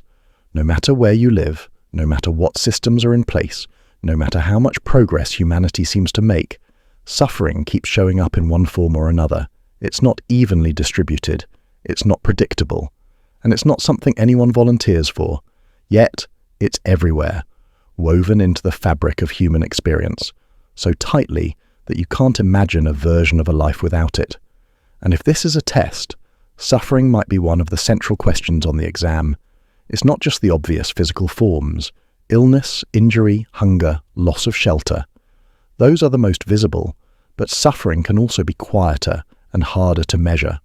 Loneliness, fear, guilt, uncertainty, regret over something you can't undo, the slow erosion of hope when a problem doesn't seem to have a solution. These kinds of pain don't leave visible scars, but they shape lives just as deeply as anything physical. From the perspective of an observer, these different forms of suffering could be like different test modules, each one designed to measure a specific quality: resilience, empathy, adaptability, or perhaps something we don't have a name for yet. The unsettling thing is that if this environment was deliberately designed, suffering could be there by choice, not by accident. That's a hard idea to sit with. Most of us are used to thinking of suffering as something to eliminate. In medicine, in technology, and politics, much of human effort has gone into trying to reduce pain and hardship. But in a testing framework, removing suffering entirely could defeat the purpose. It would be like giving a math exam without any problems to solve. If the goal is to see how we respond, the challenge has to remain. There are patterns to suffering that make it seem even more deliberate. It often comes without warning, forcing us to adapt quickly. It doesn't always strike in proportion to a person's actions. Sometimes good people face terrible hardship, while those who cause harm seem untouched. In human terms, this feels unfair. In testing terms, it could be intentional, an opportunity to see how people react when the world doesn't match their sense of justice. Do they become bitter? Do they work harder to create fairness for others? Do they lose faith in the idea of purpose altogether? Suffering also has a way of creating crossroads. A crisis can break someone down, but it can also push them to discover strength they didn't know they had. It can turn strangers into allies, change the direction of a life, or spark a movement that affects thousands or millions. From the outside, these moments could be exactly the kind of turning points an observer would want to study. The same event could lead one person to despair and another to transformation. The difference between the two might say more about human nature than any easy victory ever could. If you look back through history, you can see entire eras defined by collective suffering, wars, famines, pandemics, natural disasters. They disrupt the structure of civilization, forcing societies to adapt or collapse. In some cases, the aftermath leads to breakthroughs in technology, medicine, or governance. In others, it leads to long periods of stagnation or decline. Again, from a testing perspective, both outcomes are informative. They show whether a group can turn hardship into growth or whether it falls apart under pressure. One of the hardest aspects to accept is how often suffering is caused by other people. Violence, exploitation, neglect. These aren't the work of an uncaring universe, but of human choices. If Earth is a test, this could be one of the most important parts of it. Seeing how we treat each other when given the ability to cause harm or prevent it. Every act of cruelty and every act of kindness becomes part of the record. The contrast between the two might be what the test is really about. That's where empathy comes in. And empathy itself might be one of the most difficult things to measure without suffering. It's easy to be kind when nothing is at stake. It's harder when you have something to lose, when helping someone else costs you time, resources, or safety. Suffering creates those moments, situations where helping is optional but costly. Do we step in anyway? Do we ignore it? Do we convince ourselves it's not our responsibility? From the outside, these decisions could be as revealing as any scientific measurement. There's also the strange way suffering can connect people who might otherwise never meet. A shared hardship can break down social barriers, at least temporarily. It can make enemies see each other as human, or bring together people from entirely different worlds. In those moments, suffering becomes the catalyst for cooperation, even if it's not the kind of cooperation anyone would wish for. If the watchers are looking for signs of unity under pressure, these moments would stand out. But suffering doesn't guarantee unity. It can just as easily drive people apart, breeding resentment, mistrust, and selfishness. This dual nature, the potential to unite or divide, makes it a perfect variable to study. The same event that sparks generosity in one person might spark greed in another. The question isn't just who survives, but how they survive and what kind of person they become in the process. On a personal level, suffering forces constant choices about perspective. Do you see yourself as a victim of circumstance, or as someone capable of shaping your response? Do you believe your pain has meaning, or do you see it as meaningless chaos? Those beliefs can influence every decision afterward, sometimes for a lifetime. If this is a test, the way we frame our own suffering might be just as important as the suffering itself. There's also the possibility that suffering is not just a test for individuals, but for entire systems. A crisis can reveal the strengths and weaknesses of governments, communities, and organizations. How quickly do they respond? Do they prioritize those in greatest need, or protect the interests of the powerful? Do they adapt their policies or double down on failing approaches? From the outside, these responses could be like stress tests in engineering. Push the system until it shows where it will break. For all of this, suffering remains something most of us want to avoid, and that desire might be part of the test as well. We invent medicines, safety devices, disaster prevention systems, all in an effort to reduce harm. That's a form of problem solving, and it's one of humanity's strengths. But it also comes with trade-offs. Sometimes the measures we create to prevent suffering cause new problems of their own. From the outside, watching how we balance prevention with unintended consequences would be another layer of observation. And then there's the question of meaning. Some people find ways to frame their suffering as part of a larger purpose, a spiritual journey, a test of faith, a contribution to a greater good. Others see it as meaningless and cruel, a flaw in the design of life.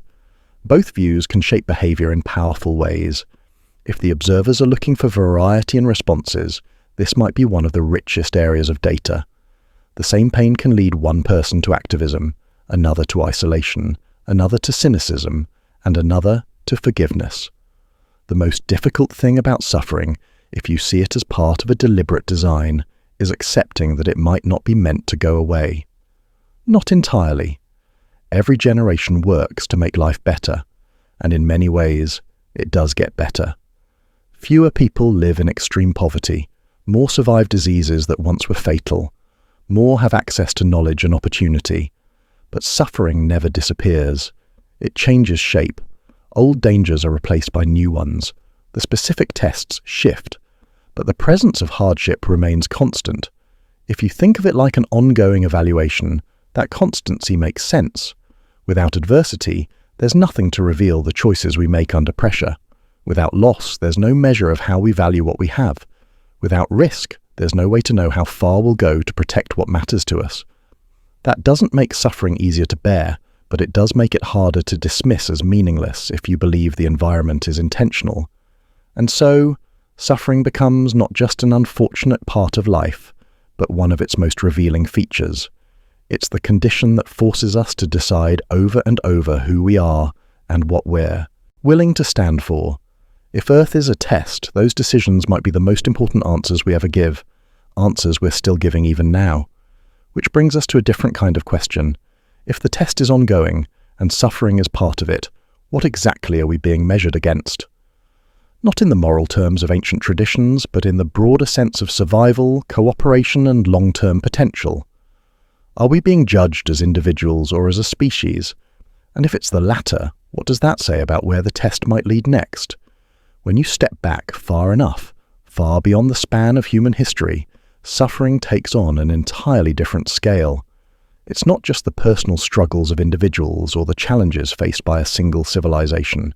It's the recurring pattern of life itself rising and falling, vanishing and returning in new forms. The planet has seen more endings than any of us can easily imagine, and just as many beginnings. If Earth is a test, these vast cycles might be the ultimate reset button, wiping the slate clean and seeing what emerges next. We tend to think of extinction as something rare, a catastrophic exception to the normal flow of life, but in geological terms, it's not rare at all. Most of the species that have ever existed are gone. The fossil record is a long archive of experiments that ended, some abruptly, some gradually, each one leaving behind clues, but no living descendants. From the smallest organisms to the largest predators, extinction is the rule, not the exception. The causes are as varied as the forms of life that have been lost. Sometimes it's a slow change in climate, the gradual shifting of continents, or the steady alteration of ocean chemistry. Other times, it's a sudden event, a massive volcanic eruption, an asteroid impact, a rapid shift in the atmosphere. Whatever the trigger, the result is the same. Entire branches of the tree of life cut off, leaving space for something new to grow. If you imagine the watchers observing all this, it's easy to see the appeal.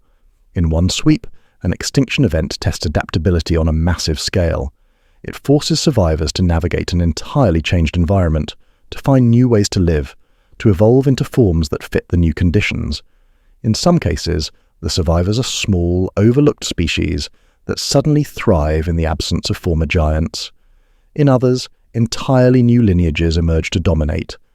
From a testing perspective, these are rich data points, demonstrations of how life responds when the rules change overnight. The most famous example in popular memory is the asteroid impact that ended the age of the dinosaurs.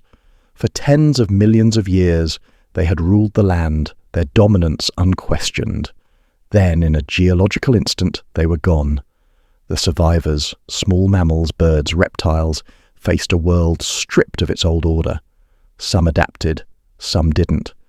Eventually, one of those small mammalian lineages would give rise to us. If you see Earth as a test, it's hard not to notice how that one reset cleared the way for our own existence. But that wasn't the only reset. Long before the dinosaurs, there were other mass extinctions. The Permian-Triassic event, often called the Great Dying, which wiped out the majority of life in the oceans and on land. The Order of Vision, Silurian extinction which devastated marine life. Each one was a different kind of trial, removing most of what had existed and setting the stage for new forms of life to emerge. Each one changed the balance of the planet in ways that would have been unimaginable beforehand. From a human perspective, these events are unimaginably distant. But in the scale of the test, they could be deliberate intervals like clearing the desk between assignments. If the watchers want to see not just how life adapts to slow changes, but how it handles rapid, high-stakes transformations, extinction and renewal are the perfect tools. They strip away stability, remove the familiar, and leave only those who can improvise under pressure. It's not just about biology either. Even within human history, there are cycles that echo this pattern on a smaller scale. Civilizations rise, reach their peak, and then collapse, often leaving behind only ruins and stories. Sometimes they fall to external forces, invasions, plagues, natural disasters. Other times they crumble from within, undone by political instability, economic collapse, or environmental degradation. In the wake of these collapses, new societies emerge, often borrowing ideas from the old, but shaping them into something different. The fall of the Roman Empire is one example remembered for centuries as a symbol of both power and fragility. The collapse of the Maya civilization, the decline of ancient Mesopotamian cities, the disintegration of the Khmer Empire in Southeast Asia. Each one is a reminder that no system is immune to change, and in each case what came afterward was not simply a repeat of what had been before, but a reinvention shaped by the lessons and losses of the past. From the standpoint of a test, these cycles could serve a similar function to mass extinction events in nature. They test the resilience of systems, the ability of survivors to adapt, and the capacity for innovation under pressure. They also provide opportunities for the introduction of entirely new ideas, technologies, and cultural frameworks, the intellectual equivalent of new species filling an empty ecological niche. It's tempting to see these cycles as failures, as if each collapse means the participants didn't pass the test. But another way to see them is as part of the process. In many educational systems, failure isn't the end, it's a step toward mastery. You take the test, see where you went wrong, and try again. The collapse of a civilization might not be a final judgment, but a way of clearing the field for a different attempt. If that's the case, then renewal is just as important as extinction. The new systems that emerge aren't created in a vacuum. They're shaped by the memory of what came before. Even if knowledge is lost, traces remain in architecture, artifacts, and oral traditions. These remnants can guide future generations, offering warnings and inspiration. Renewal is a chance to apply those lessons, to avoid the mistakes of the past, or to make entirely new ones. The interplay between extinction and renewal might be one of the most revealing aspects of life on Earth. Too much stability and there's no pressure to adapt. Too much change and there's no chance to build anything lasting. The balance between the two determines the pace and direction of development. In that balance you can see a kind of rhythm. Long stretches of relative stability punctuated by sudden upheavals, each one reshaping the possibilities for what comes next. Humans are unique in one way. We can see these patterns and, at least in theory, prepare for them. We can study the past, identify risks, and try to prevent or mitigate the next collapse. That adds another layer to the test. If the watchers are observing, they might not just be interested in how we survive after disaster, but whether we can anticipate it and act before it happens. That's a different skill entirely, one that requires foresight, cooperation, and the willingness to act on incomplete information. So far, our record is mixed.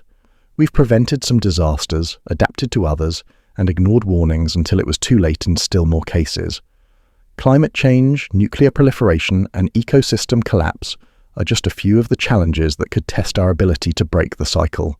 To choose renewal without needing the extinction part first, whether we can do that might be one of the most important questions in the current stage of the test. And there's an even deeper possibility that these cycles aren't random at all, but timed. In a long-term experiment, you might schedule resets to occur at intervals, giving each new iteration a similar starting point. The triggers could be natural phenomena, or they could be engineered by the watchers in ways we can't detect.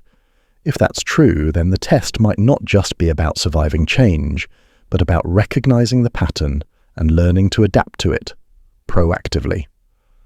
Whether deliberate or not, extinction and renewal have shaped every stage of life on this planet. They're the forces that have cleared paths for new possibilities, destroyed the complacent and rewarded the adaptable. From the first single-celled organisms to complex civilizations, everything that exists now is here because something else didn't make it. If Earth is a test, then these cycles are the most dramatic questions we face.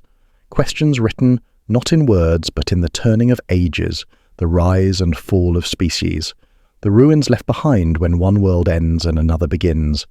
The answers aren't just in survival, but in what we build after and whether it lasts long enough to face the next turning of the wheel. Which leads naturally to the thought that if we've been through this many times before, there might be patterns hidden in our own survival story. Patterns that could tell us what the test is leading toward, and whether we're getting any closer to whatever passing might look like. If the cycles of extinction and renewal are deliberate, if they've been shaped with precision rather than left to random chance, then it's worth asking a question that once you think it is hard to shake. What if all of this isn't just part of a natural system, but part of an entirely artificial one?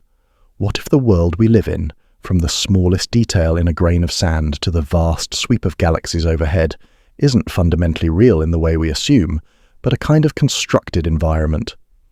This is where the simulation hypothesis enters the conversation, not as a wild science fiction plot, but as a serious possibility entertained by philosophers, scientists, and technologists.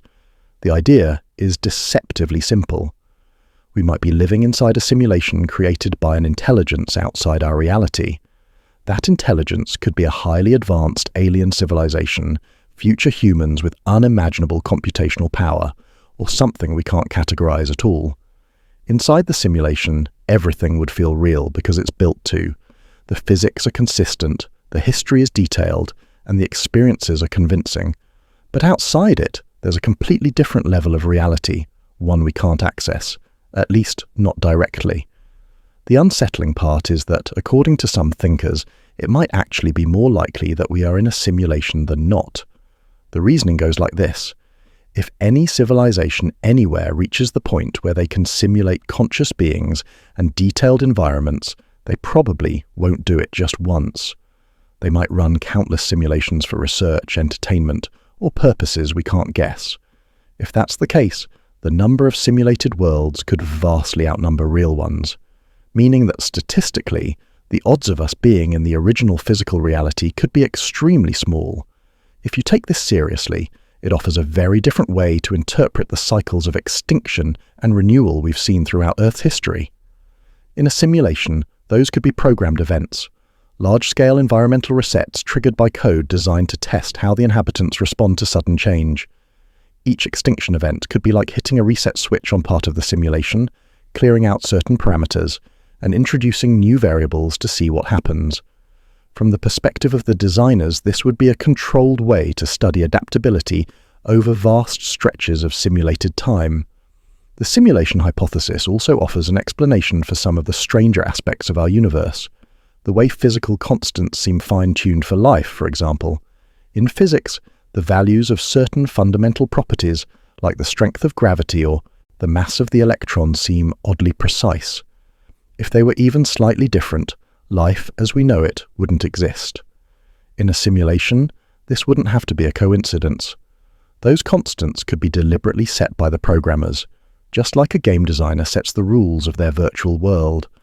It also raises questions about the apparent limits of our reality.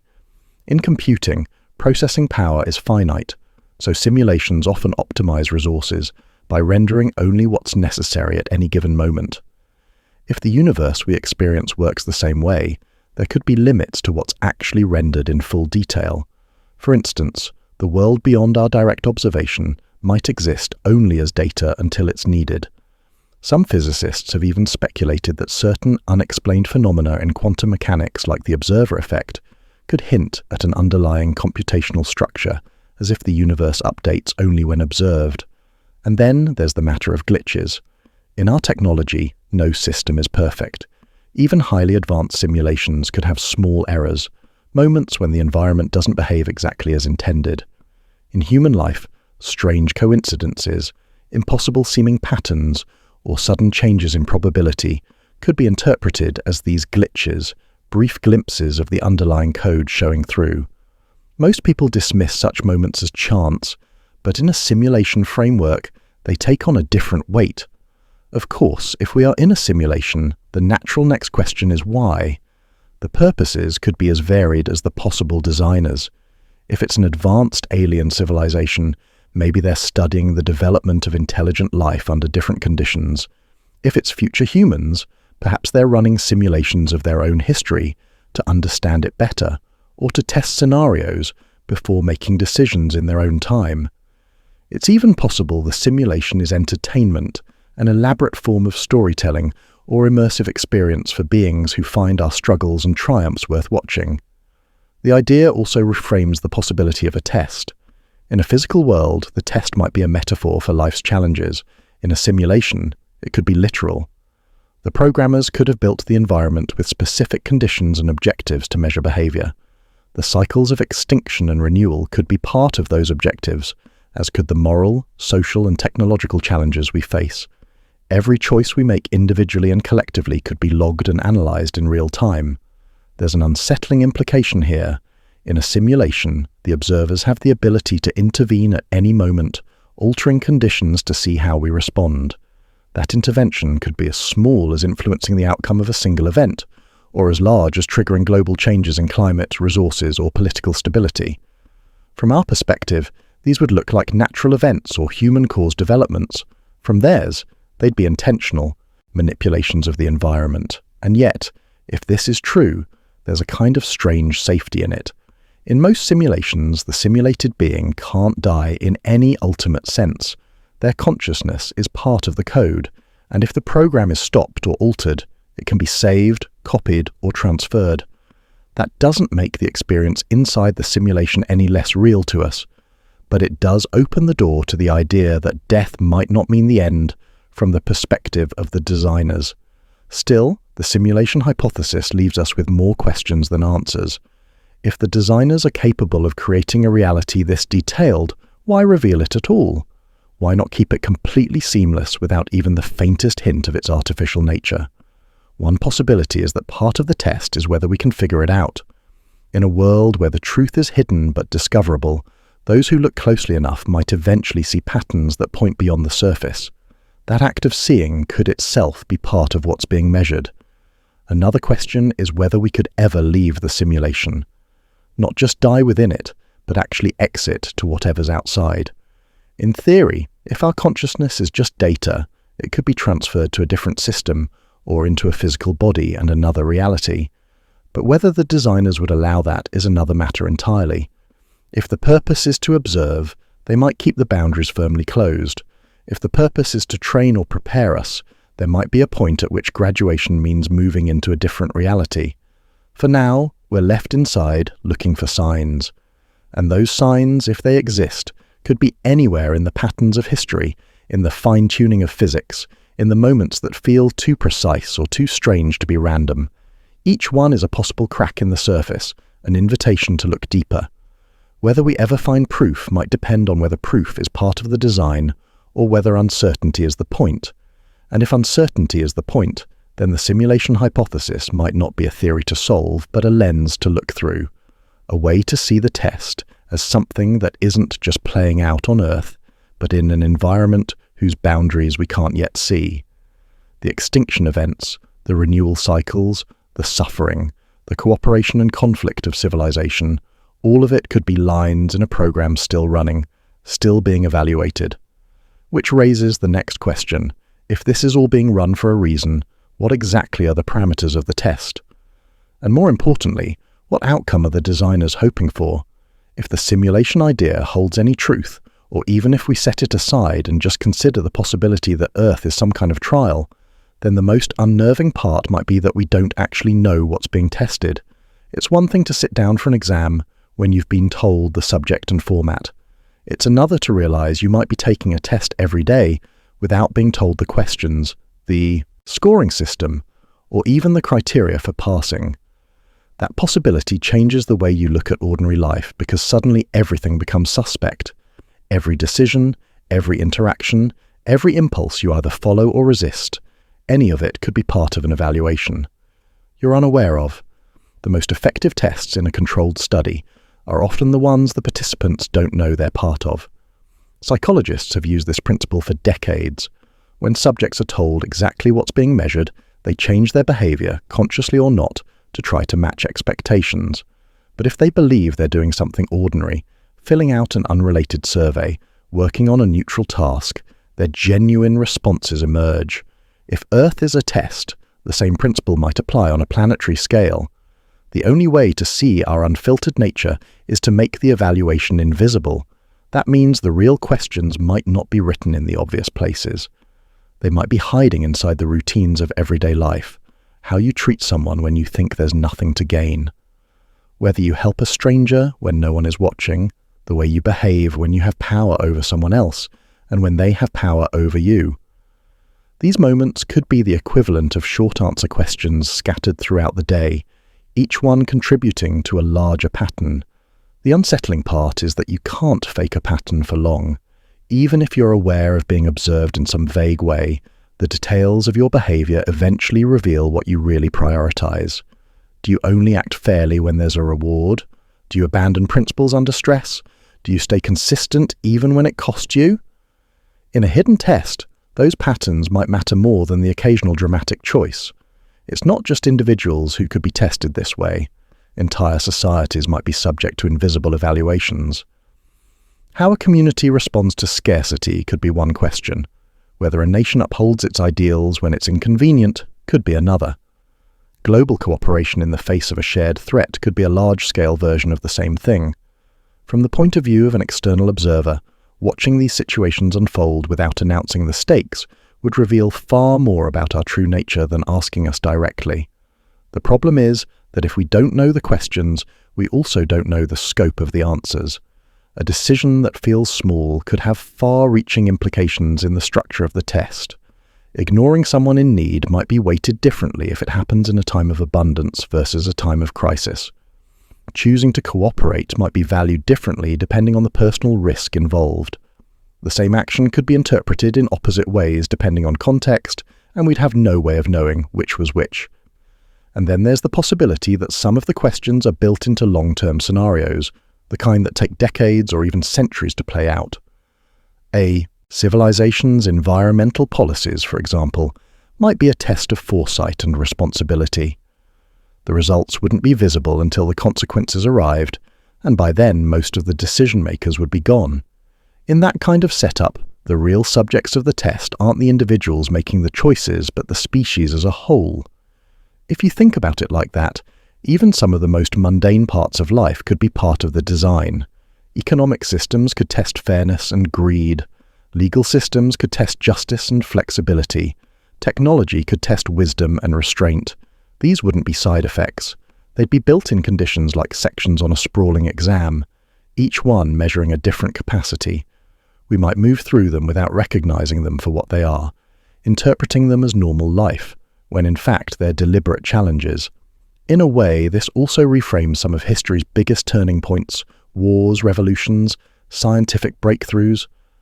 What if they weren't just random products of human ambition and error, but milestones in a long sequence of evaluations? Each one could be designed to see how we handle shifts in power, the introduction of new knowledge, or the disruption of established systems. Success and failure might not even be measured in terms we understand. From the outside, both could be valuable for understanding how a species like ours functions. One of the more unnerving implications is that if the test is hidden, there's no guarantee the criteria match our own sense of morality. We might believe we're doing well by our own standards, being kind, working hard, protecting those we care about, and still be failing according to some unseen metric. Maybe the test is about adaptability more than kindness, or maybe it values collective survival over individual achievement. Without the answer key, we're navigating blind, hoping our instincts align with the objectives. And yet, that might be the point. A hidden test measures not just what we do when we know the rules, but how we act when we don't. Do we cling to personal values, even without confirmation they're right? Do we adapt our behavior in response to changing conditions or stay rigid and predictable? In an environment like this, the lack of feedback isn't a flaw, it's part of the mechanism. The uncertainty forces us to reveal what matters to us most, because we can't tailor our actions to match the scoring system. This also explains why, if there are watchers, they might allow so much apparent randomness. Natural disasters, sudden opportunities, inexplicable strokes of luck or misfortune. All of these could be ways of introducing variables into the test without signaling that they're part of it. The more chaotic the environment, the harder it is to fake a response. True priorities emerge when plans are disrupted and control slips away. If you take this seriously, it makes the idea of passing or failing more complicated. In a traditional test, the outcome is clear. You either meet the requirements or you don't. In a hidden ongoing test, the outcome might be more about accumulation, the sum of thousands of small decisions over time. No single action decides it, but together they form a picture of who we are individually and collectively. The result might not even be binary. It could be a spectrum with different kinds of passing, leading to different outcomes. What's more, the test might not end for everyone at the same time. Individuals could be evaluated out of the system at death, while the species as a whole remains under observation. The data from countless individual lifetimes could be used to shape the next phase of the test, altering conditions to push the group in new directions. This would mean the evaluation is both continuous and evolving, without a fixed endpoint, until the designers decide it's time. In that light, the uncertainty we live with every day, the sense that we don't have all the answers, stops being a frustrating flaw of existence and starts looking like an intentional feature. If we knew exactly what was being tested, we could game the system. Without that knowledge, we have to navigate by our own moral compass, our own sense of reason, and our own capacity for empathy and foresight. Whether those are the right tools is something only the designers would know. It also leaves open the possibility that some of us might get closer to the truth than others. Certain individuals might notice patterns, draw connections, or recognize that certain scenarios feel too precise to be random. They might begin to suspect there's a structure beneath the surface, even if they can't see it clearly. In the context of the test, these people could be the ones the observers are most interested in. Not because they have the answers, but because they're asking the right questions. And that brings us to the real challenge of living inside a test you don't know you're taking. It forces you to live with ambiguity. Every choice could matter, but you can't confirm which ones do. Every moment could be a question, but you don't get to see it written down. You're left to decide how to act in the absence of certainty. And in the end, that might be the purest test of all.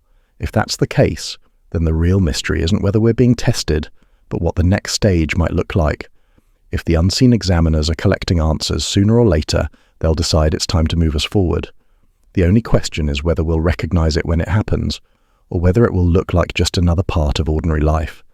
If the tests are hidden, then the next question almost asks itself: how much of our behavior is really ours to control? Free will sits at the heart of the idea that life can be evaluated. If we don't choose our actions, then it's hard to claim that our responses mean anything. And yet, the more you think about it, the more complicated it becomes to separate the choices we actively make from the conditions that shape them. The common assumption is that we act from our own desires, thoughts, and reasoning, but so much of what we do is influenced by things we didn't choose: the body we're born into, the time and place we live in, the family that raises us, the culture that surrounds us. These factors shape our instincts before we're even aware they exist. They set the stage for every decision, narrowing or expanding the possibilities we see as available. If Earth is a test, then free will might not be an all-or-nothing condition. It could be more like a spectrum with each person's range of choices defined by circumstances they had no say in. That raises a problem for the idea of a fair evaluation. If one person is born into safety and abundance and another into poverty and danger, can their actions really be compared on equal terms? The watchers, if they exist, would have to account for this. They might measure us not against some universal standard, but against what we could reasonably do within our own situation. In that model, the test isn't about reaching the same outcome, but about how well we navigate the particular hand we've been dealt. It also opens up the possibility that part of the test is about whether we can expand our own range of choices. Humans have the rare ability to reflect on our instincts and override them, at least sometimes. We can notice when our culture has given us a biased view or when our fears are pushing us toward a bad decision. We can learn from experiences that don't just affect our own lives, but also prepare us to act differently next time. From an outside perspective, the measure might not be which choice we make in the first place, but whether we're capable of altering our decisions as we grow. But then there's another layer. What if free will itself is an illusion, at least in the strictest sense? Neuroscience has shown that the brain can begin preparing for an action milliseconds before we consciously decide to take it. Some experiments suggest that what we think of as a conscious decision might actually be more like a post-event explanation, the brain acting first and the mind creating a story afterward about why we did it. If that's true, then the entire framework of moral responsibility becomes harder to define. If the watchers are real and have control over the simulation, or even just over the conditions of the test, they could influence our decisions in ways we'd never detect. Slight changes to our environment, the sequence of events in a day, or even our emotional state could steer us toward one outcome or another. This wouldn't have to be dramatic. In human psychology experiments, tiny changes in framing or timing can have enormous effects on choices. In a controlled environment like this, the possibilities for subtle manipulation are endless. And yet, even with those constraints, people still surprise each other. Acts of unexpected kindness or cruelty, sudden bursts of creativity or destruction, moments when someone defies all predictions. These are the places where free will might be most visible, if it exists at all. If the test is designed to measure anything, it might be looking for those deviations, the times when someone steps outside what the system could have reasonably expected of them. There's also the question of how much free will matters to the purpose of the test. If the goal is to see how we react to certain conditions, then predictability might not be a flaw. It might be the data itself. In that sense, the illusion of free will could be enough as long as we believe we're acting autonomously. From our perspective, that belief would still shape how we approach problems and relationships, which in turn shapes the outcomes that can be observed. But for us inside the system, the belief in free will has consequences beyond testing. It underpins our sense of responsibility, our laws, and our ethics. Without it, punishment and reward become harder to justify. If no one is truly responsible for their actions, then concepts like justice or even moral growth start to lose their meaning. So, even if the designers knew free will was limited or non-existent, they might still want us to believe in it. That belief keeps our social structures functioning and keeps us engaged in the challenges we face. The real twist might be that free will isn't just something we either have or don't. It could be another variable in the test itself. Maybe part of the experiment is to see whether we can recognize the limits on our freedom and work to expand them. This could apply on both personal and collective levels. On the personal side, that might mean resisting destructive impulses, overcoming biases, or developing new habits. On the collective side, it could mean changing laws, dismantling unjust systems, or creating opportunities for more people to have meaningful choices in their lives. That framing would make sense of a lot of what we see in history: the long struggles for civil rights, the debates over personal autonomy, the conflicts between authority and individual expression. Each of these could be a section of the test focused specifically on our relationship with choice and control.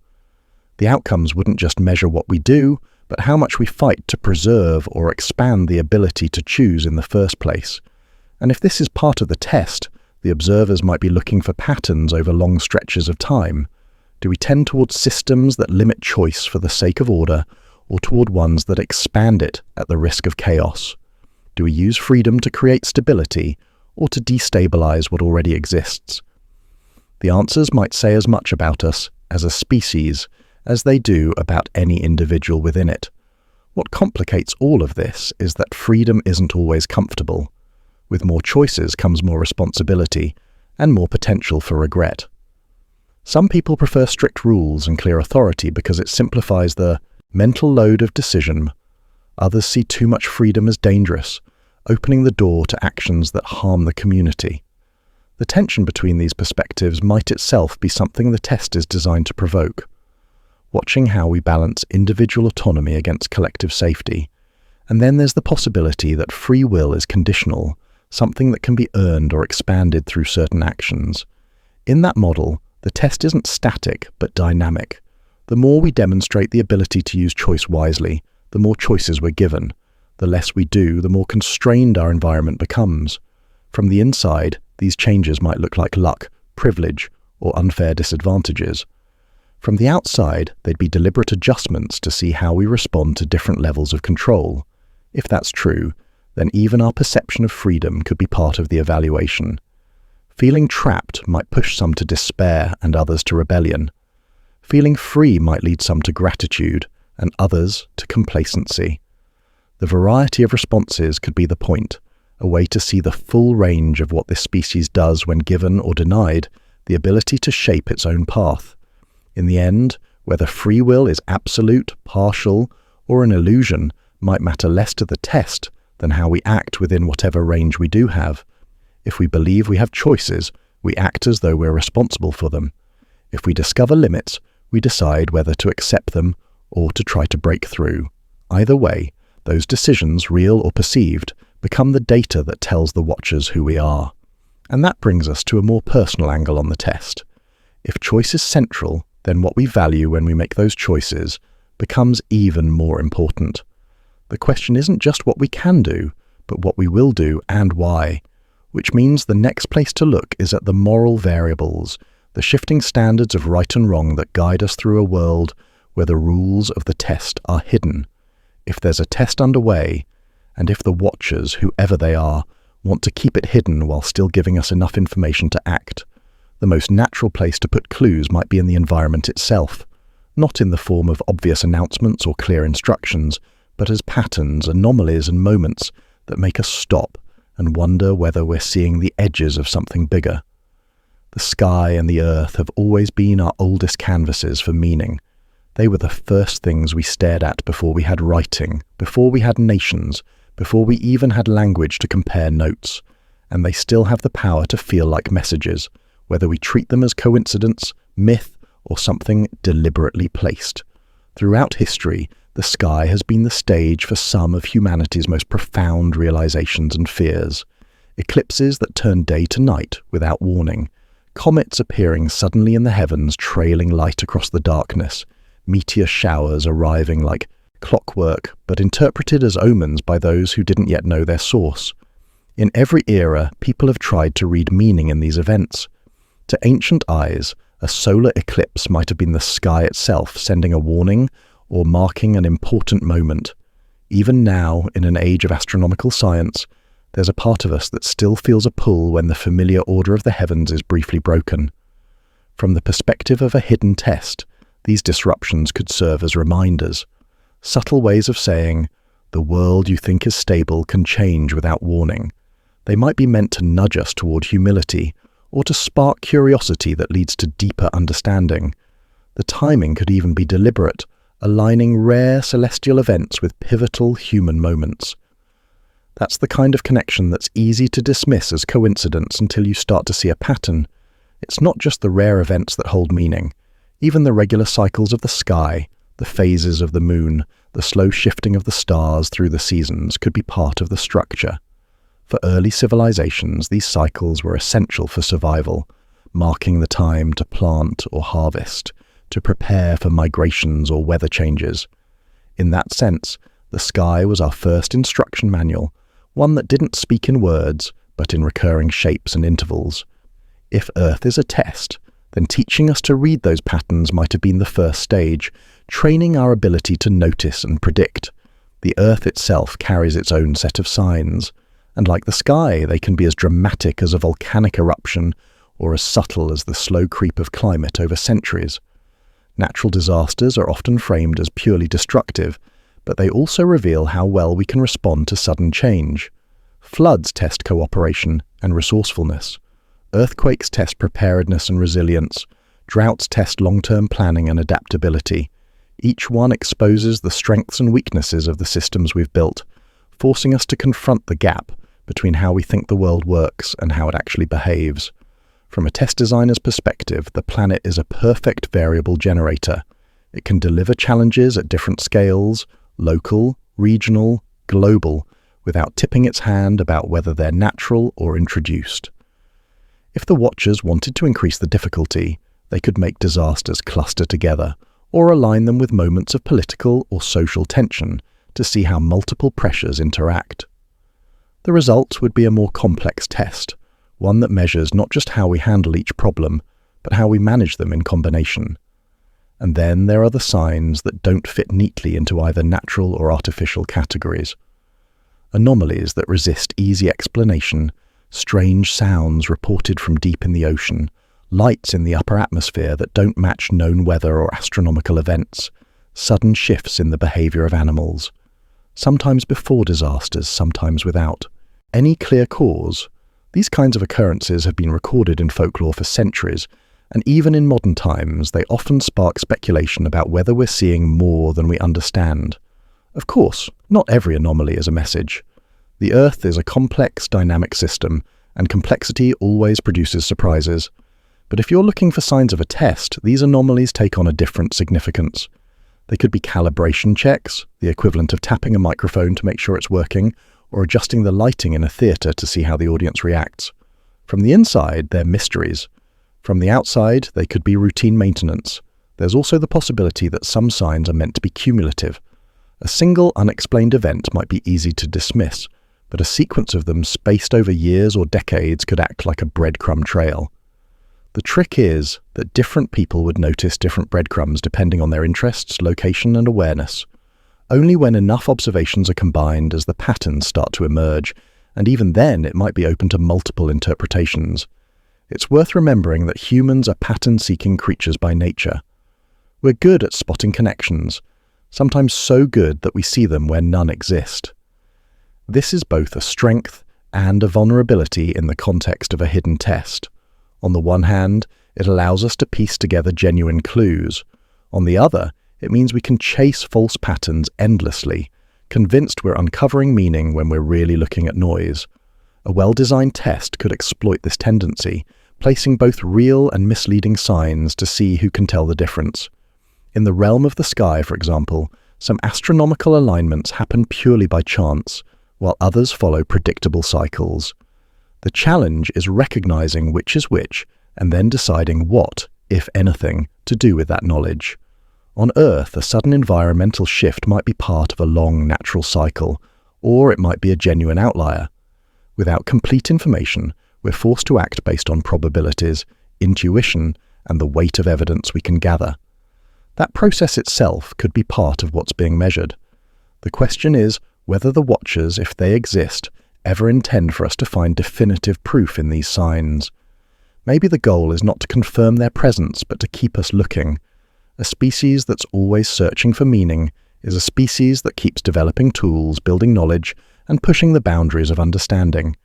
Even if we never get a clear answer, the pursuit itself changes us, and that change might be the real point. But if there are signs meant to be noticed, then the most important factor isn't just their existence, but our readiness to interpret them. That means education, communication, and the ability to share information widely. In the modern era, technology gives us the unprecedented ability to detect, record, and compare signs from all over the planet in real time. This could be a turning point in the test, the moment when the isolated fragments of observation start to form a global picture. Whether that picture points to a natural, self-contained world or to something designed from the outside remains to be seen. What's certain is that the sky and earth will keep providing events that challenge our assumptions, force us to adapt, and spark the question of whether we're seeing nature at work or catching glimpses of a larger plan. And if those glimpses are real, then the next question is whether they're warnings, instructions, or simply ways of reminding us that we're not as in control as we think. From here, it's only a small step to consider that if the signs are deliberate, they might not just be about our awareness. They could be testing how we act on that awareness, whether we change our behavior, cooperate more, prepare better, or fall into conflict over the meaning of what we've seen. That possibility brings us directly into the question of moral variables, the shifting standards of right and wrong that shape how we respond to what the world shows us. If the watchers or the system we're inside are leaving signs in the sky and on the earth, then it's reasonable to think that noticing them isn't the end of the exercise. The real evaluation might begin when we decide what to do next. That's where morality becomes central, not in the abstract philosophical sense that fills books and classrooms, but in the lived reality of decisions that have weight. The idea of a moral scorecard suggests there's a ledger somewhere invisible to us, where every decision is recorded and interpreted against whatever framework the test uses.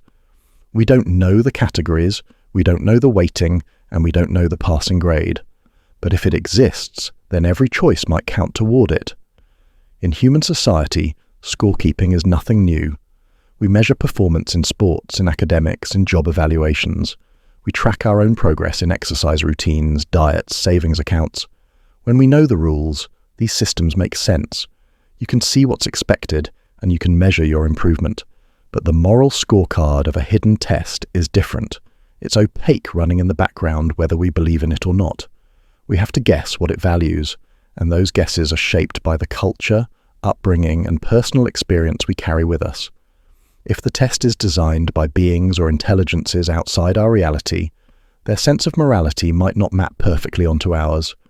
We might think of morality in terms of honesty, compassion, fairness, and responsibility, but the designers could have an entirely different metric, something that measures efficiency, adaptability, or long-term species survival instead. That doesn't mean our values are wrong. It just means they might not align with what's being scored. A decision we see as morally good might score low if it reduces adaptability. For example, a decision we see as morally questionable might score high if it preserves the group over the individual. This mismatch creates a strange kind of uncertainty. Imagine you're in a game where you're not sure whether helping another player is considered a point in your favor or a strategic mistake. You'd have to rely on your own instincts, knowing full well that the system might be reading your actions differently. In a way, that's exactly where we are now.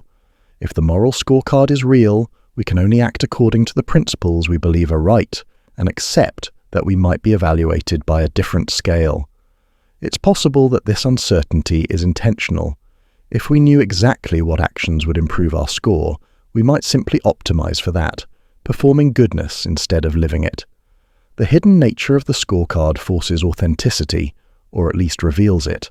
When you can't see the scoreboard, you can't play to the crowd. You can only act from the values you actually hold, even if they're untested or unpopular. From a test design perspective, the real data might come from how we navigate moral ambiguity. Do we hold to a consistent principle even when it costs us? Or do we shift our stance depending on the situation? Do we act differently when we know someone is watching versus when we think we're alone. These are the kinds of variables that reveal what's deeply ingrained versus what's conditional performance. It also raises the question of scale. The scorecard might be individual tracking each person separately, or collective tracking humanity as a whole. If it's collective, then our individual actions contribute to a shared result, which means one person's choices could in theory be offset or outweighed by another's. This could explain why moral progress often feels uneven. Some groups advance in empathy and fairness, while others regress, and the overall trajectory is a messy blend of both. Another layer to consider is whether the score is cumulative or weighted toward recent behavior. In our own systems, some scorecards reset periodically, allowing for fresh starts, while others carry the full history of performance. If the watchers want to measure growth, they might value recent actions more heavily, treating past mistakes as less important if they're followed by improvement. On the other hand, if the point is consistency, the scorecard might track a lifetime of choices without ever clearing the record. The concept of a moral scorecard also reframes some of history's large-scale events. Wars, famines, technological revolutions. Each could be seen as a massive set of moral tests. Who steps up to protect others, and who exploits the chaos for personal gain? Who tells the truth in dangerous times, and who spreads falsehoods? In moments of crisis, morality isn't theoretical. It's practical, immediate, and often costly. Those are the decisions that might weigh most heavily in the score. In quieter times, the scoring might be subtler. It could come down to whether we use our comfort to help those in need, whether we tell the truth when it's easier to lie, whether we notice and respond to suffering that isn't directly our own. These decisions might not feel dramatic in the moment, but if the scorecard values sustained patterns of behavior, they could be just as significant as the high-stakes moments. And then there's the unsettling possibility that the scorecard isn't just about what we do, but about what we choose not to do. In human law, we recognize crimes of commission, doing something harmful, and crimes of omission, failing to act when you could have prevented harm. If the watchers think in similar terms, then inaction in the face of injustice or danger might count against us just as much as actively causing harm. That possibility makes the test harder, because it's no longer just about avoiding wrong actions. It's about seeking out and performing right ones. There's also the question of whether intention matters. Human moral systems differ on this point. Some traditions emphasize the outcome of an action. If it causes harm, it's wrong regardless of motive. Others focus on the intent behind the action. If you meant well, the harm might be more forgivable. If the watchers score based on outcomes, then good intentions without effective action might still count as failure. If they score based on intent, then a mistake made while trying to help could still be a passing mark. We have no way of knowing which approach applies, which means we can only act according to our own internal compass. Technology complicates this further. In the modern world, the reach of our actions is far greater than at any previous time. A single decision can have consequences across the planet, sometimes instantly. That means our moral score isn't limited to our immediate surroundings. Posting a harmful rumor online, for example, could affect people thousands of miles away, while a decision to share life-saving information could ripple across entire networks. If the scorecard exists, it might be tracking not just the act itself, but the scale and speed of its impact. If the purpose of the test is to measure morality under pressure, then the last few centuries have been an accelerated course. We've moved from small localized communities to a globally interconnected civilization where our choices can affect strangers we'll never meet.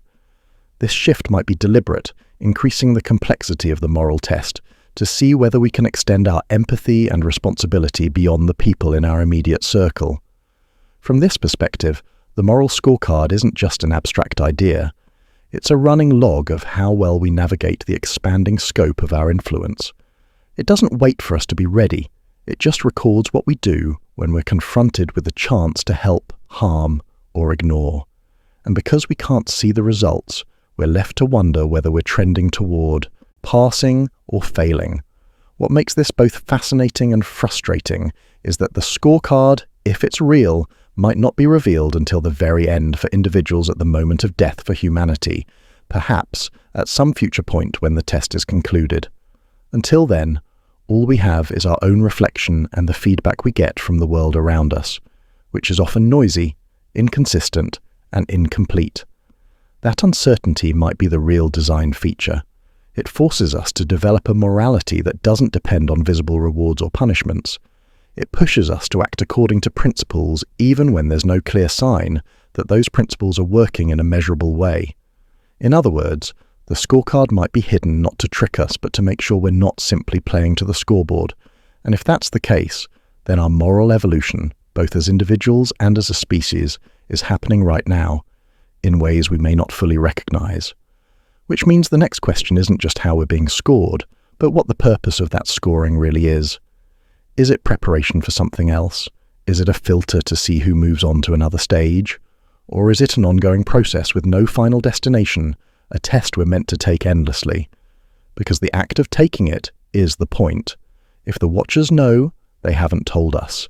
And so we keep acting, choosing, and hoping that the moral calculations we're making align, at least roughly, with the system we can't see. That hope is what carries us into the deeper question of what the end of the test might look like, if there is one, and what happens when the results are finally in.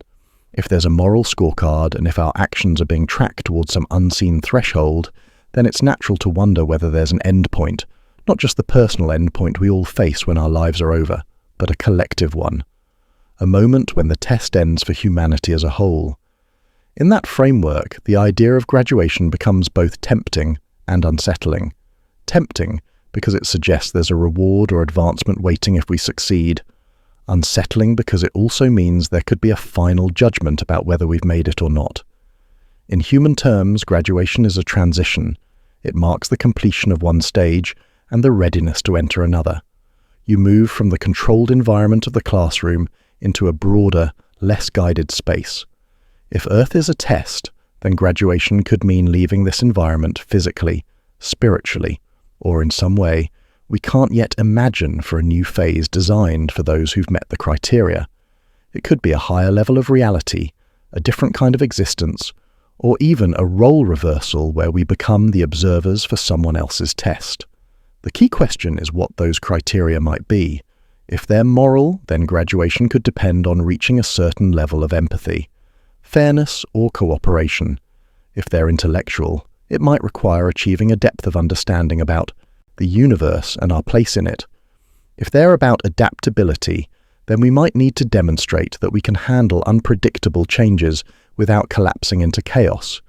It could also be a combination of all of these measured not just in individuals, but in the species as a whole. That last part is important because it would mean that no single person could graduate early. We'd rise or fall together. In that model, the most advanced among us wouldn't just be working toward their own score. They'd be trying to raise the collective average. They might do this by teaching, inspiring, or creating systems that allow more people to succeed.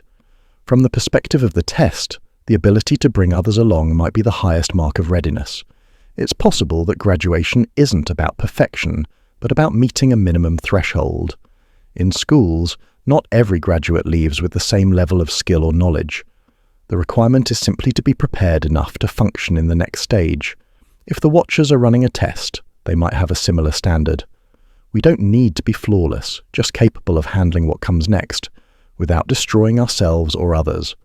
That would allow for imperfection, mistakes, and diversity of thought. As long as the overall trajectory is upward, graduation could also be more subtle than we imagine. It might not come with a clear announcement or a visible departure from Earth. It could be a shift in the nature of the test itself, moving us into a new set of challenges without telling us we've passed the first set. The graduation might be hidden, just like the test, to prevent us from relaxing or coasting. We might already be in the early stages of it without realizing. If we think about it this way, some of the major leaps in human history could have been stages of advancement. The development of language, the emergence of agriculture, the scientific revolution, the digital age. Each one fundamentally changed how we live, work, and think.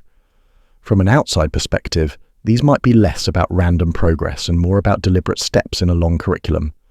The watchers could be introducing new tools and challenges at key moments to see whether we can integrate them successfully.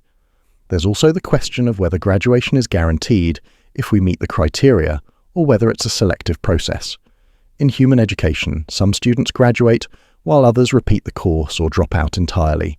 If the test works the same way, then not everyone might move on together. The idea of a selective graduation raises all kinds of ethical questions, both for us and for the watchers. Would they choose only the most capable individuals, or the ones who've shown the greatest improvement? Would they value raw potential or proven reliability? In some traditions, this idea takes the form of ascension or enlightenment, the belief that individuals can reach a state of awareness or purity that lifts them out of the normal, human condition. In others, it's collective, framed as a future era of peace, understanding, or unity that will all enter together once we're ready. The graduation model could encompass both, depending on whether the test is aimed at personal development, collective evolution, or both at once. If there is a graduation, then the process of getting there might be as important as the event itself. In human terms, education isn't just about passing the final exam. It's about everything you've learned and how you've changed along the way. The watchers might care less about the moment we meet the criteria and more about how we reach them, whether we did it through exploitation and shortcuts or through collaboration and resilience. And then there's the uncomfortable possibility that graduation might also mean leaving behind those who aren't ready. That could be a literal separation, or it could mean that those who don't pass simply remain in the same environment, unaware that others have moved on. From their perspective, nothing would have changed, just as a first-year student doesn't necessarily notice when older students graduate and leave the school. If the test is layered this way, then Earth might hold multiple overlapping stages of reality, with different groups experiencing different versions without knowing it. This also brings up the question of what happens to those who fail. In our own systems, failure can mean repeating the course, transferring to a different program, or leaving the system entirely. The watchers might have similar outcomes, perhaps restarting the test for certain individuals or groups, or moving them into an environment better suited to their current level. If reincarnation is real, it could be a form of retesting, sending people back through different scenarios until they reach the required level. Graduation could also be a one-time event for the species. In that case, the risk is that if we fail, the opportunity might not come again. The test could end in a reset, with Earth either cleared of intelligent life or repurposed for something else. That sounds harsh, but in an experimental framework, not every trial leads to continuation. From the watcher's perspective, failure might simply be part of the data collection, useful for understanding what doesn't work. If the moral scorecard is part of the preparation, then we might be closer to the threshold than we realize. Our interconnectedness, the rapid spread of information, and our ability to address global problems collectively are all new in historical terms. These could be the final skills we need before moving into whatever comes next. On the other hand, our ongoing conflicts, inequalities, and environmental damage might be signs that we're not ready. From the outside, those two trajectories, progress and self-destruction, could be playing out in parallel as the final stage of the test. One reason we might not see graduation coming is that we're looking for the wrong kind of signal. We might expect something dramatic. Ships in the sky, a sudden shift in the laws of physics, a global message. But if the watchers want to keep the test pure, the transition could be quiet, almost unnoticeable. A change in the way opportunities appear, a sudden reduction in certain types of suffering, the disappearance of problems we've struggled with for centuries. From inside, it might look like an unlikely run of good fortune. From outside, it would be the opening of the next stage. And if we ever do recognize it in the moment, the real challenge might be deciding how to act. Do we tell everyone? Do we try to prepare as many people as possible? Or do we focus on passing ourselves knowing that not everyone will make it? Those questions aren't hypothetical if graduation is real. They're part of the moral test itself, asking whether we value collective success over personal advancement. If the possibility of graduation is on the table, then every choice we make now might matter more than we think. The scorecard could be nearing its conclusion, and the patterns we set today might tip the outcome one way or another. And if there is a moment when the results are revealed, we might find ourselves facing not just the watchers, but the undeniable truth about how we've lived in the environment they created. Whether that truth comes with celebration or disappointment depends on what we do now. And that thought alone is enough to make us look at the next part of the test differently. The part that might be about how we work together when the stakes are highest and when the possibility of moving forward is within reach. If the test has the possibility of graduation, then by definition, it must also have the possibility of failure.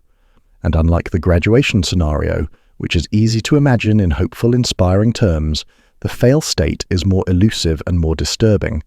Not just because it's negative, but because in the kind of test we seem to be in, failure wouldn't necessarily look like failure to those inside it.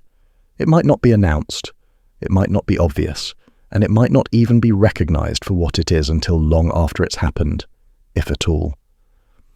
In human-designed systems, a fail state often means the end of the process for a particular participant. In a class, it's failing the final exam. In a game, it's losing all your lives or being unable to continue. In an experiment, it's producing results that don't meet the criteria. If Earth is a controlled environment, whether by higher intelligence, advanced extraterrestrials, or something even stranger, then the fail state could be any outcome that doesn't meet the purpose of the test. And that purpose could be much more specific than we assume. If the test is moral, failure might mean that we've proven ourselves incapable of reaching or sustaining a certain ethical standard. If it's about adaptability, failure could mean collapsing under environmental or social pressures we were supposed to survive. If it's about cooperation, failure could mean persistent division and self-destruction, even when unity is possible. The danger is that from the inside, these outcomes might feel like just another rough period in history, not the final stage of collapse. One unsettling possibility is that the fail state doesn't happen all at once. It might be a slow erosion of the qualities the test is measuring, like a steady decay that becomes normal over time. A little less empathy, a little less curiosity, a little less willingness to work together. Each small decline might be easy to justify or ignore until one day the system reaches a point where recovery is no longer possible. From the watcher's perspective, that moment would be the point of no return. From ours, it might look like business as usual. There's also the question of what failure triggers.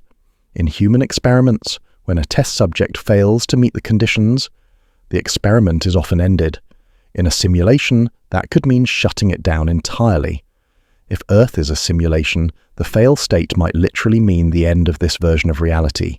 The program could be wiped, reset, or archived for study. We wouldn't see it coming, and from our perspective it could happen in an instant, lights out with no awareness afterward. Another option is that failure leads to a reset rather than complete erasure. The test could simply start over, perhaps with different conditions to see if a new attempt produces a better outcome. If reincarnation is real, it could be part of this loop. The same individuals or consciousnesses being placed back into a reconfigured environment to try again. In that sense, failure might not be final, but it could mean losing any progress we've made, both collectively and personally.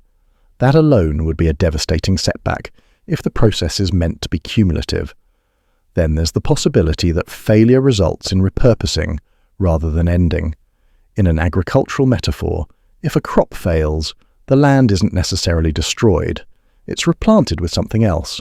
Earth could be stripped of its current intelligent life and repopulated with another species, or left to evolve naturally without intervention. From the watcher's perspective, this might be no more emotional than swapping out one data set for another. From ours, it would be extinction. A more chilling possibility is that failure doesn't end the test at all, but shifts it into a different mode. Not one designed to measure potential for growth, but one designed to contain, control, or exploit what remains. If the watchers have resources or data they can extract from us even in a failed state, they might keep us here, but with no chance of graduation. The environment could become more restrictive, more controlled, and more repetitive, designed not to challenge us toward improvement, but to keep us functioning at the level we've already proven we can't surpass. The fail state could also be asymmetrical. Instead of the entire species failing together, some groups or individuals might pass while others fail. In that case, the failing groups could be removed, reduced, or isolated, while the passing ones are moved on to whatever's next. We might not even know that separation has occurred. Those who remain could simply think the others have vanished through natural causes. If reality can be altered at will from the outside, this kind of selective culling could be invisible from within. One of the hardest aspects of thinking about failure in this context is that it might be based on metrics we don't value or even know about. Imagine taking a test you think is about math, only to discover afterward that you are being graded on your handwriting. If the watchers are measuring something we're not paying attention to, we could fail without ever realizing we were off track. That's especially concerning if the scoring criteria are tied to long-term patterns we don't monitor closely. And yet, some patterns might hint at how failure would look from the inside. If the test is about cooperation, the failed state could resemble a permanent fragmentation of our species, endless conflict, deep mistrust, and the inability to unite even in the face of shared threats. If it's about environmental stewardship, failure could look like the irreversible collapse of ecosystems, leading to a degraded, unstable planet that can't support the conditions needed for the test. If it's about adaptability, failure could be the point where we stop innovating, stop learning, and retreat into rigid, self-protective systems that resist change at all costs. The watchers, if they're real, might have thresholds for each of these lines we can't see but can cross without knowing it. Once crossed, the decision could be made instantly. There's no reason to believe they'd wait for us to recognize the problem before acting. They might even consider it more merciful to end the test without warning, sparing us the awareness of our own failure. But there's another possibility that failure is visible, just not in the way we expect. Instead of a sudden event, it could manifest as a world that feels increasingly small, stagnant, and hopeless. Opportunities would shrink, curiosity would fade, the sense that the future could be better would disappear. People might still live, work, and socialize, but without the spark of something larger driving them. In human terms, it would feel like drifting, but from the watcher's perspective, it would be the end of forward motion, the collapse of the experiment's purpose.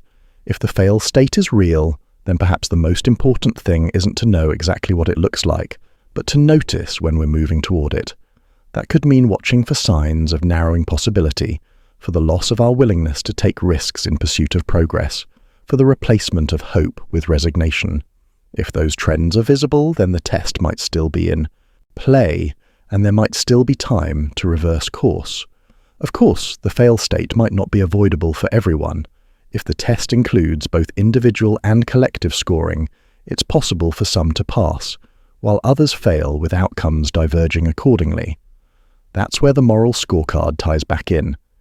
It might be that personal choices can't save the whole species, but they can save the individual from the consequences of collective failure. On the other hand, the reverse could be true. Even a perfect personal score might not matter if the group as a whole falls below the required threshold. From the inside, this is frustrating because it means we're operating without knowing whether to focus on our own performance, the collective outcome, or both. But from the perspective of a test designer, that uncertainty is part of the point. It forces us to care about both levels, to balance personal growth with collective responsibility, and to do so without the guarantee that either will pay off. If failure is possible, then so is prevention. The real question is whether we can recognize the patterns in time to act. That means being honest about where we are, about the ways we're falling short, and about the fact that the stakes might be higher than they appear. Because if the test ends in failure, there may be no second chance. And if there is, it might not be one we recognize as ours. Which leads directly into the next equally pressing question. If this is all real, and if the test is still ongoing, then what tools do we have to improve our chances, to detect the watches, to read the signs, and to influence the outcome before it's too late? If the possibility of failure is real, then it raises an even more subtle question. What if one of the things being measured isn't just our behavior or our morality, but whether we can figure out that we're being measured at all? In other words, what if self-awareness isn't just a byproduct of the test, but one of its core requirements? This would change the way we interpret almost everything. It would mean that noticing the signs, questioning the setup, and even speculating about the purpose of life could be as important as the actions we take. It would mean that the very conversation about whether Earth might be a test could be part of passing it. In human-designed experiments, there's a distinction between subjects who are unaware of the experiment and those who are told in advance that they're part of one.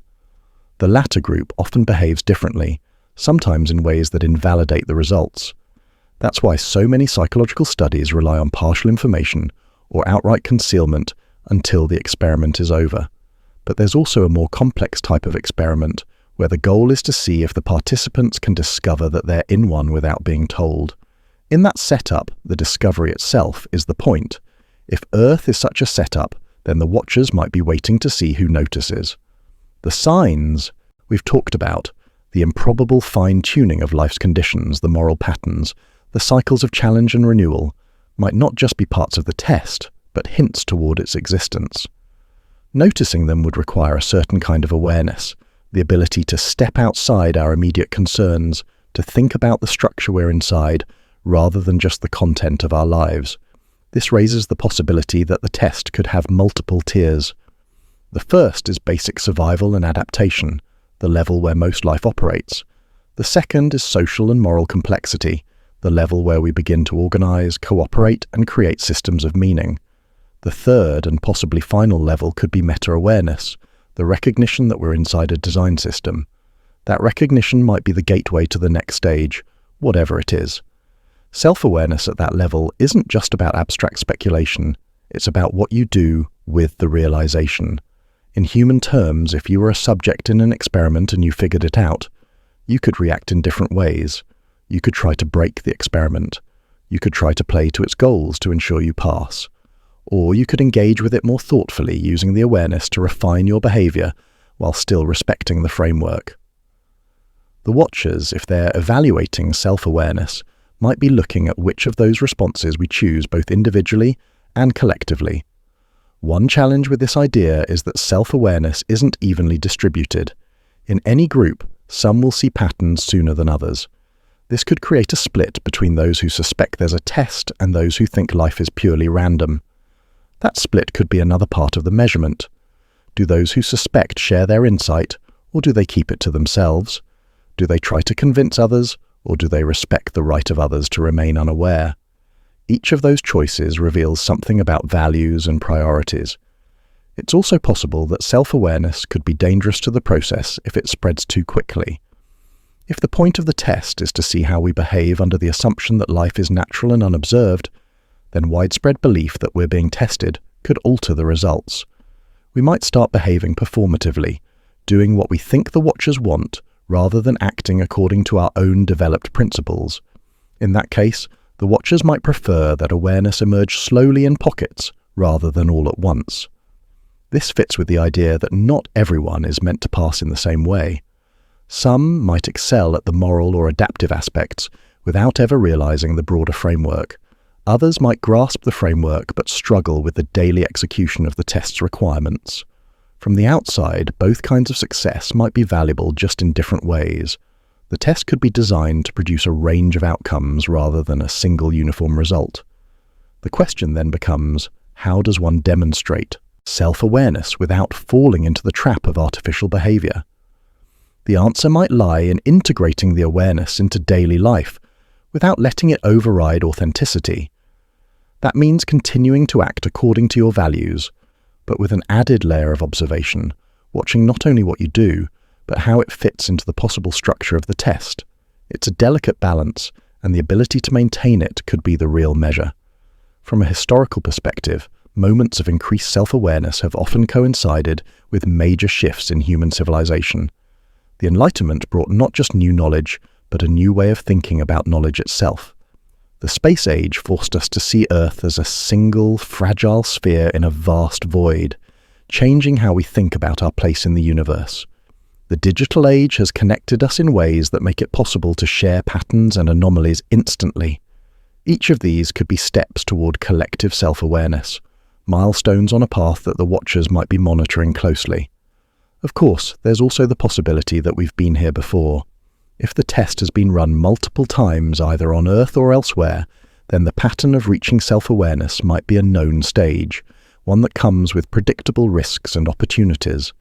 In previous runs, perhaps civilizations reached this stage, and either used it to pass or misused it and failed. If so, the watchers could be watching us now with a particular kind of interest, knowing that this is a critical turning point. Self-awareness could also change the way we interpret challenges. If you believe life is random, a disaster might feel like bad luck. If you believe it's a test, the same disaster might feel like a deliberate obstacle. That shift in interpretation could influence how we respond, whether we give up, push harder, or look for the hidden lesson.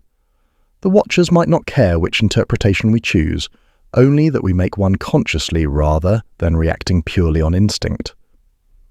There's also a personal dimension to this. On an individual level, self-awareness about the possibility of a test could influence daily decisions in subtle but significant ways.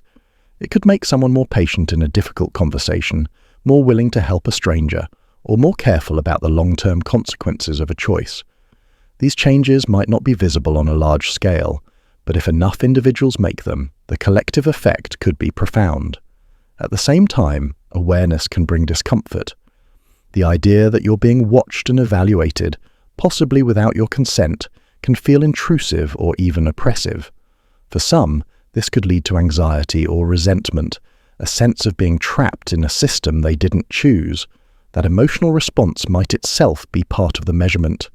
Do we accept the structure we're in and work within it, or do we resist it and try to escape? Do we become paranoid, or do we find peace in the idea that there's a purpose behind it all? If the watchers value curiosity, then even doubt and skepticism could count as positive indicators. Blind belief might be less impressive than thoughtful questioning. The point might not be to accept the idea of the test uncritically, but to engage with it actively, to explore its implications, challenge its assumptions, and test its boundaries. In that sense, the process of questioning could be as important as the answers we arrive at. In the end, self-awareness as part of the exam would mean that the act of considering whether Earth is a test isn't a distraction from the test. It's one of the test's core activities. That possibility refrains speculation from idle curiosity into a meaningful contribution to whatever outcome lies ahead. And if that's true, then the very fact that we're thinking about it now could mean we've already crossed into a new phase of the process. What we do with that awareness, whether we use it to act more deliberately, to connect more deeply, or to prepare for possibilities we can't yet define, might be the next thing the watchers are waiting to see. And if we're already in that stage, then the next logical step is to consider how being observed, whether we're aware of it or not, changes the way we move through the world. If self-awareness is a stage of the exam, then one of the next questions is how that awareness interacts with the fact that we may be observed. Observation changes things. In science, it's recognized formally, the observer effect, the idea that measuring a system alters the system. In physics, the most famous example is the double-slit experiment, where the act of watching particles changes the way they behave. In human behavior, it's equally true. People act differently when they know they're being watched, sometimes subtly, sometimes dramatically. That shift can work in both directions. For some, being observed sharpens performance. They stand straighter, choose their words more carefully, and follow the rules more closely. For others, it creates pressure that leads to mistakes or rebellion. In either case, the presence of an observer becomes part of the environment, shaping outcomes. If the watchers running Earth's test are aware of this, they might have designed the observation in a way that's neither completely hidden nor completely obvious, just enough for us to suspect without being certain. Uncertainty is powerful. If you know for sure you're being watched, your behavior might become calculated, even artificial. If you know for sure you're not being watched, you might relax in ways that reveal different aspects of yourself. But if you're not sure, you exist in a constant state of quiet calibration. Every action carries the question, what if this is being seen? That mental state could be exactly what the test is designed to produce, because it forces you to choose between acting from principle and acting for appearance. In our own systems, we see versions of this, everywhere. Security cameras in public spaces reduce certain crimes, not necessarily because they catch offenders in the act, but because the possibility of being recorded alters decision and performance reviews at work, teacher evaluations in schools, even the presence of a parent or friend in the room all change behavior in ways that may not match what happens when no one is watching. The watchers, if they're real, would likely understand this and exploit it, using observation as both a measurement tool and a variable in the test itself. It's worth noting that observation doesn't always come from above. Humans watch each other constantly, and this peer-level surveillance is one of the most effective behavioral regulators we have. Social norms, reputations, and the desire for approval keep many people in line without formal enforcement. The watchers might count on this, knowing that even without direct interference, our awareness of being seen by each other will influence our moral and practical decisions. In that sense, they could set up the environment, release us into it, and let us police ourselves all while they watch from a distance. But if the point is to measure authenticity, then observation creates a problem. It's hard to know whether someone's actions are genuine or just a performance. The solution might be selective observation. If the watchers can see everything, they can choose when to reveal their presence and when to stay hidden. In moments when they want to see natural behavior, they might ensure we feel unwatched. In moments when they want to see how we perform under scrutiny, they might make us aware subtly through signs, symbols, or anomalies that trigger a sense of being monitored. It's possible that some of those moments have already happened in your life. Times when you've suddenly felt the hairs on your neck rise or sensed you were being looked at without visible evidence. Times when a coincidence felt too precise, as if it were placed there to see how you'd react. In a purely random world, those are just quirks of perception. In a test, they could be moments when the watchers lean in to take a closer look. If that's the case, then the observer effect isn't just a side phenomenon, it's an active tool in shaping and measuring us. And it might not always push us toward the same kinds of choices. Sometimes knowing you're being watched encourages pro-social behavior, kindness, generosity, honesty. Other times it provokes defensiveness, secrecy, or defiance. The watchers might be less interested in whether observation improves or worsens behavior, and more interested in which direction different people lean. The ratio between those responses could be one of the key statistics they're tracking.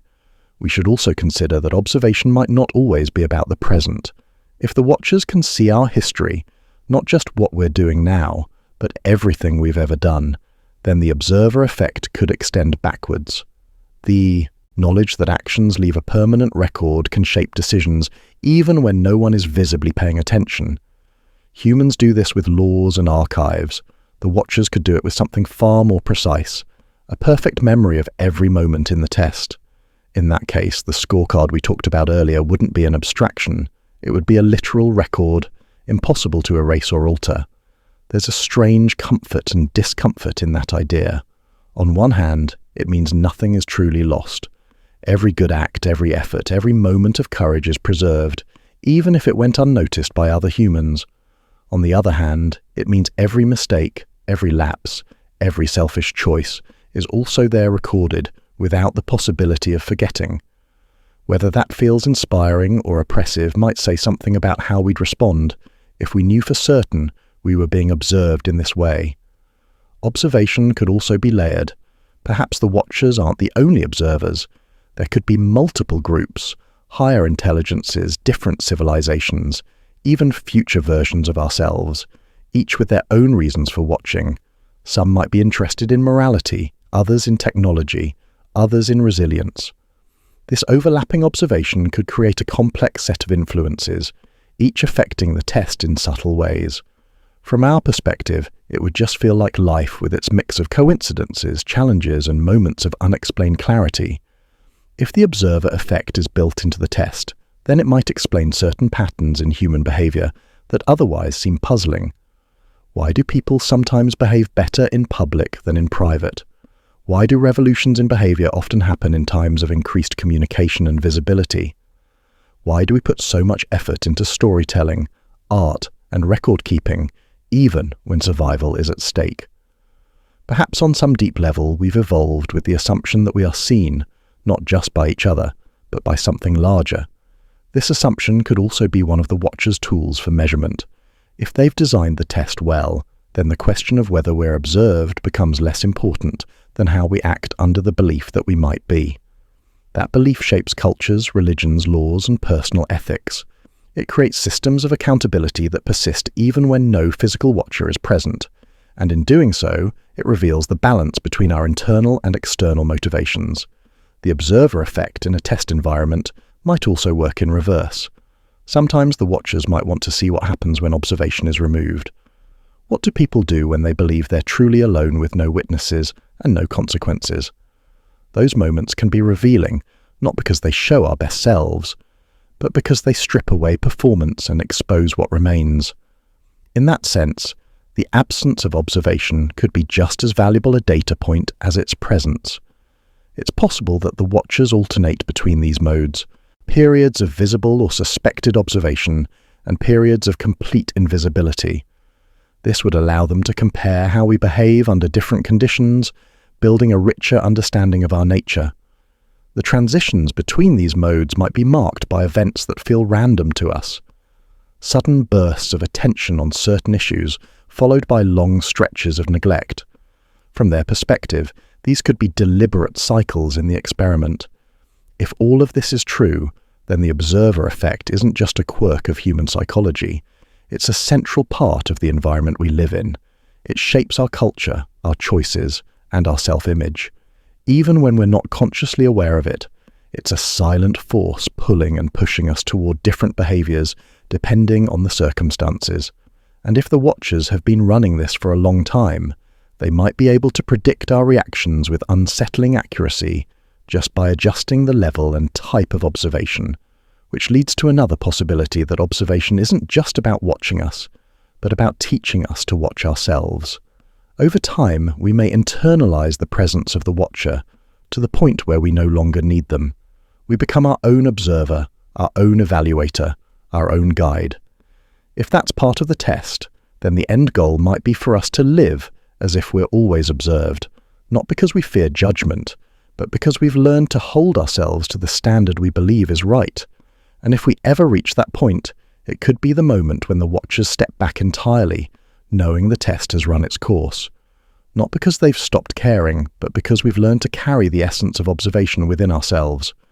That possibility alone might be the bridge into the next part of the test, the one where it no longer matters whether someone is watching, because the decisions we make come from a place that no observer, however powerful, can alter. Whether or not this really is a test, the thought changes the way you move through life. It's one of those ideas that's difficult to unsee once you've considered it seriously. It gets under the surface of daily choices. The way you speak to someone who can't help you. The effort you put into a task no one is checking. The reaction you have to a small moment of unfairness.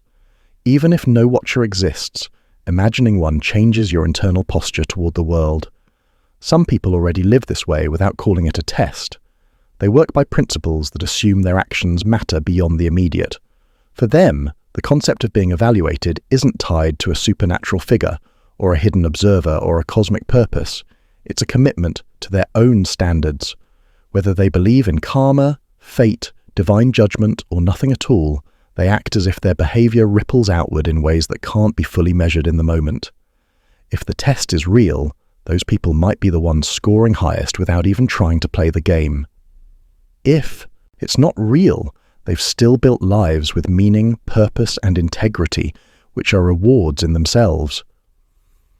This is one of the strange comforts of the idea.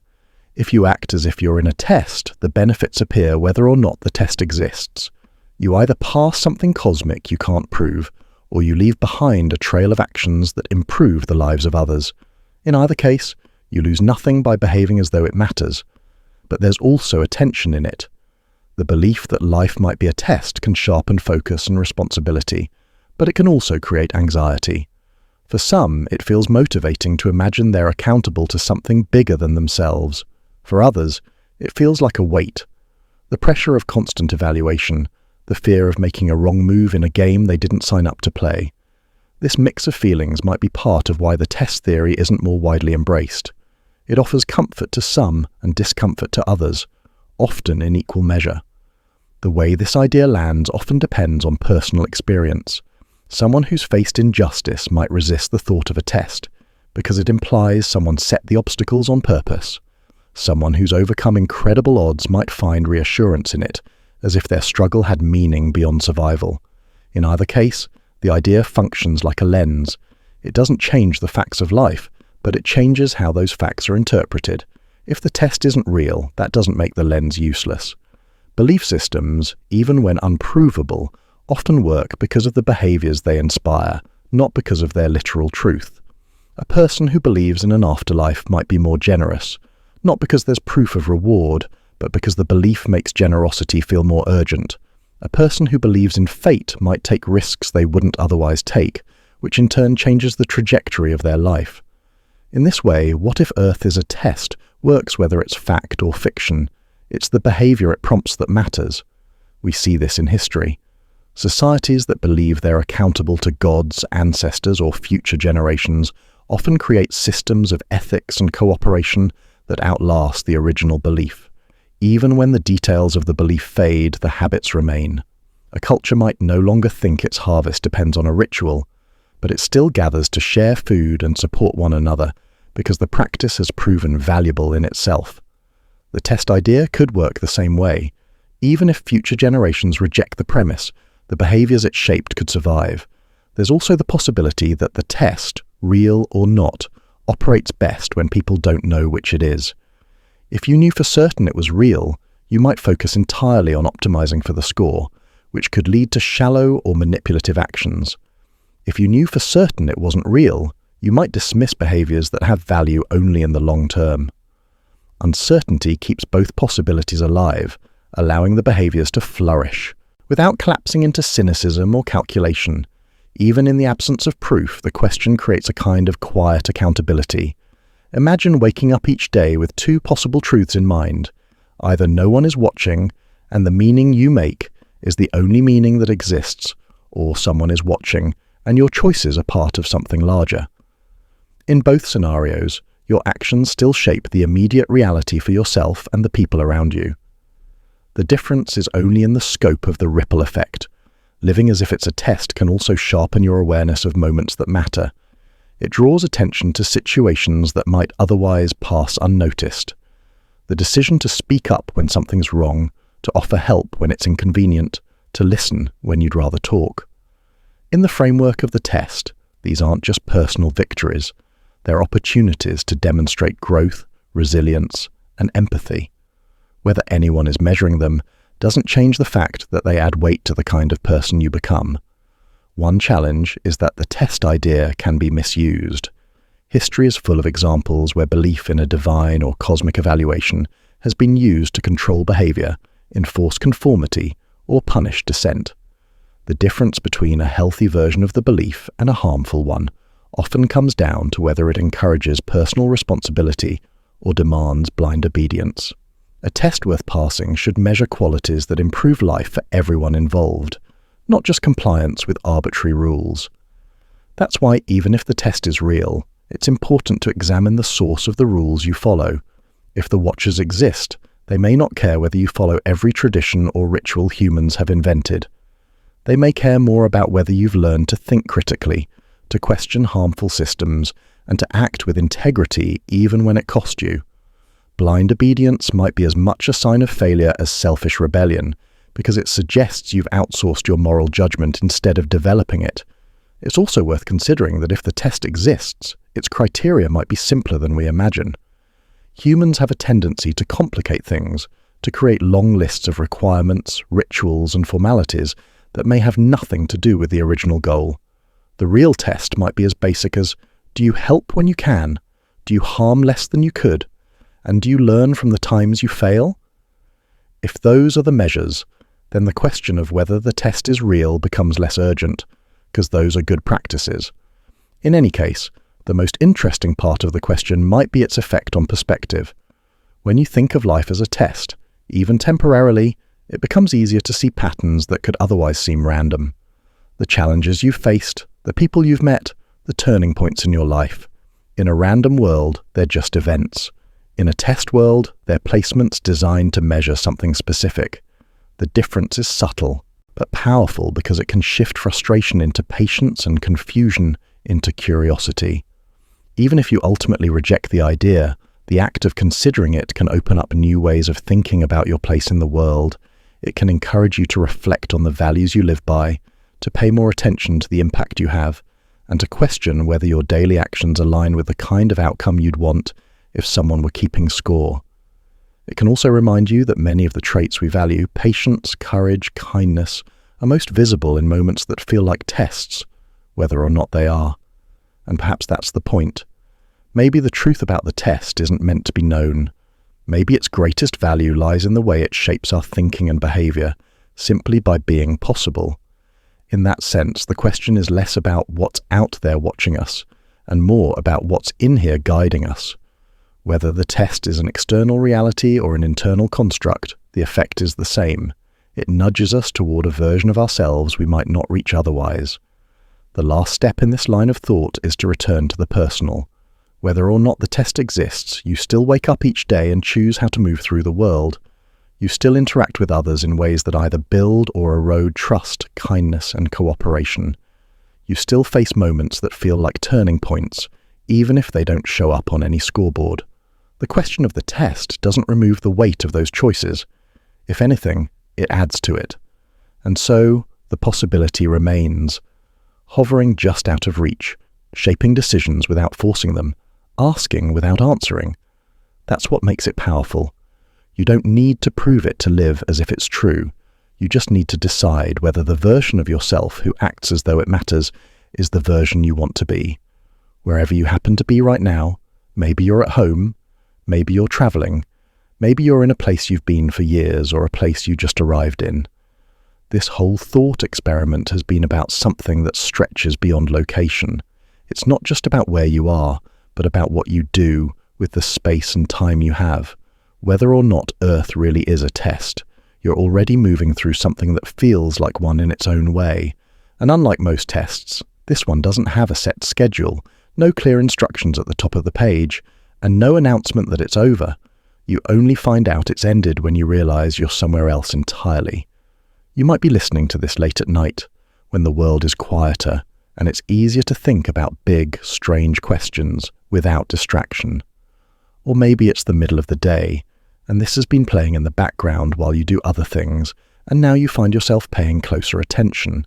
That's one of the things about an idea like this. It doesn't really leave when the words stop.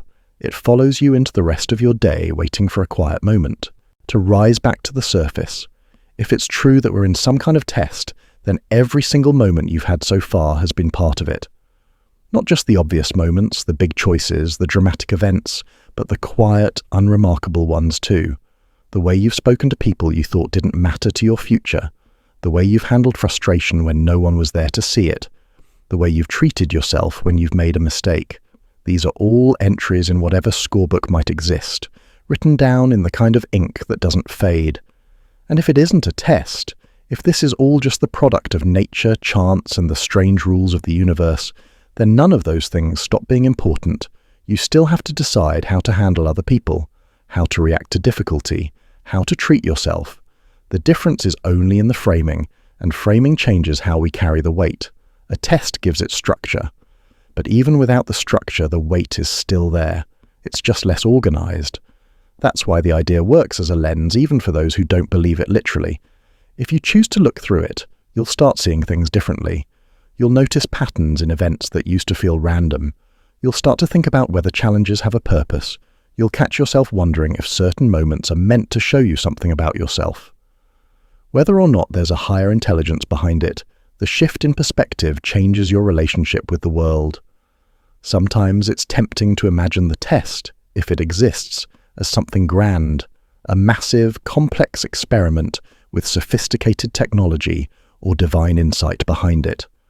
Other times it's more useful to imagine it as simple, a way of seeing whether beings like us can live together without destroying each other, whether we can build something worth passing on, whether we can improve in ways that make survival more than just persistence. A grand test is exciting to imagine, but a simple one is often harder to pass. The truth is, you won't get a score at the end that you can compare to someone else's. There's no official announcement, no ceremony, no written feedback. Whatever happens after this stage, if anything happens, will be shaped by everything you've done and become. But you won't see the results in the way you're used to with other kinds of tests. You'll only see the next step. By then, the part you're in now will be over.